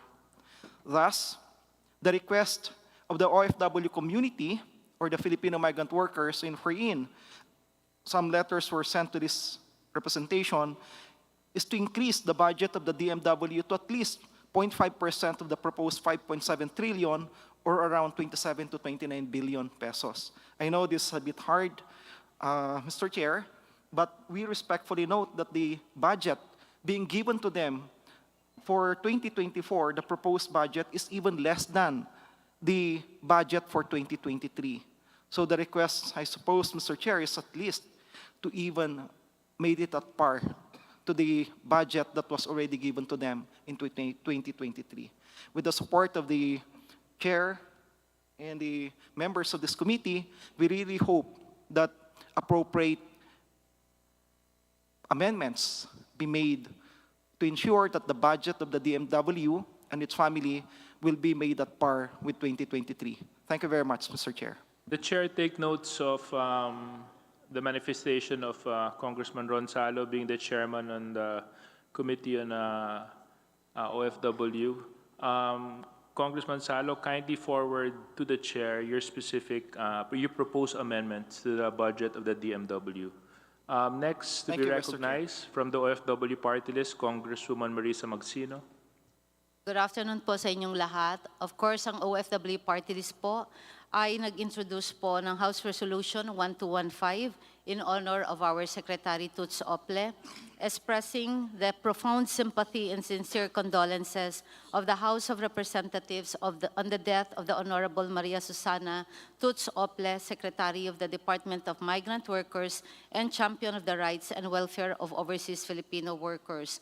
We are in one dahil pamilya po tayo sa Department of Migrant Workers. At ang OFW party list po ay buo po ang suporta sa inyo pong departamento. At tatanungin po natin kay Mr. Chair kung bakit po ang allocations natin ay na-reduce for 2024. Ganun din po yung Action Fund for 2023. Ganun din po itong sinasabing reintegration of our OFW programs. Ngayon po, ang ating pong mga katanungan ay clarification ay ibibigay po natin sa inyo pong departamento. I would like to support, of course, the budget of the Department of Migrant Workers because it is a must for the benefit of our OFWs. Maraming salamat, Mr. Chair. Thank you very much, Congresswoman Marisa Magsino. The chair will now recognize Congressman Busita. Thank you, Mr. Chair. Para po sa OWA.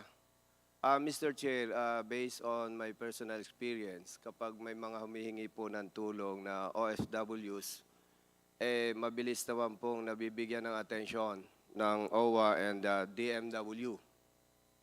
Ang tanong lang po namin dito is, ano po yung problema na na-encounter ninyo na kung masusolusyonan ay mas magiging effective po yung inyong services na ibinibigay po ninyo sa mga OFWs na nagkakaproblema abroad?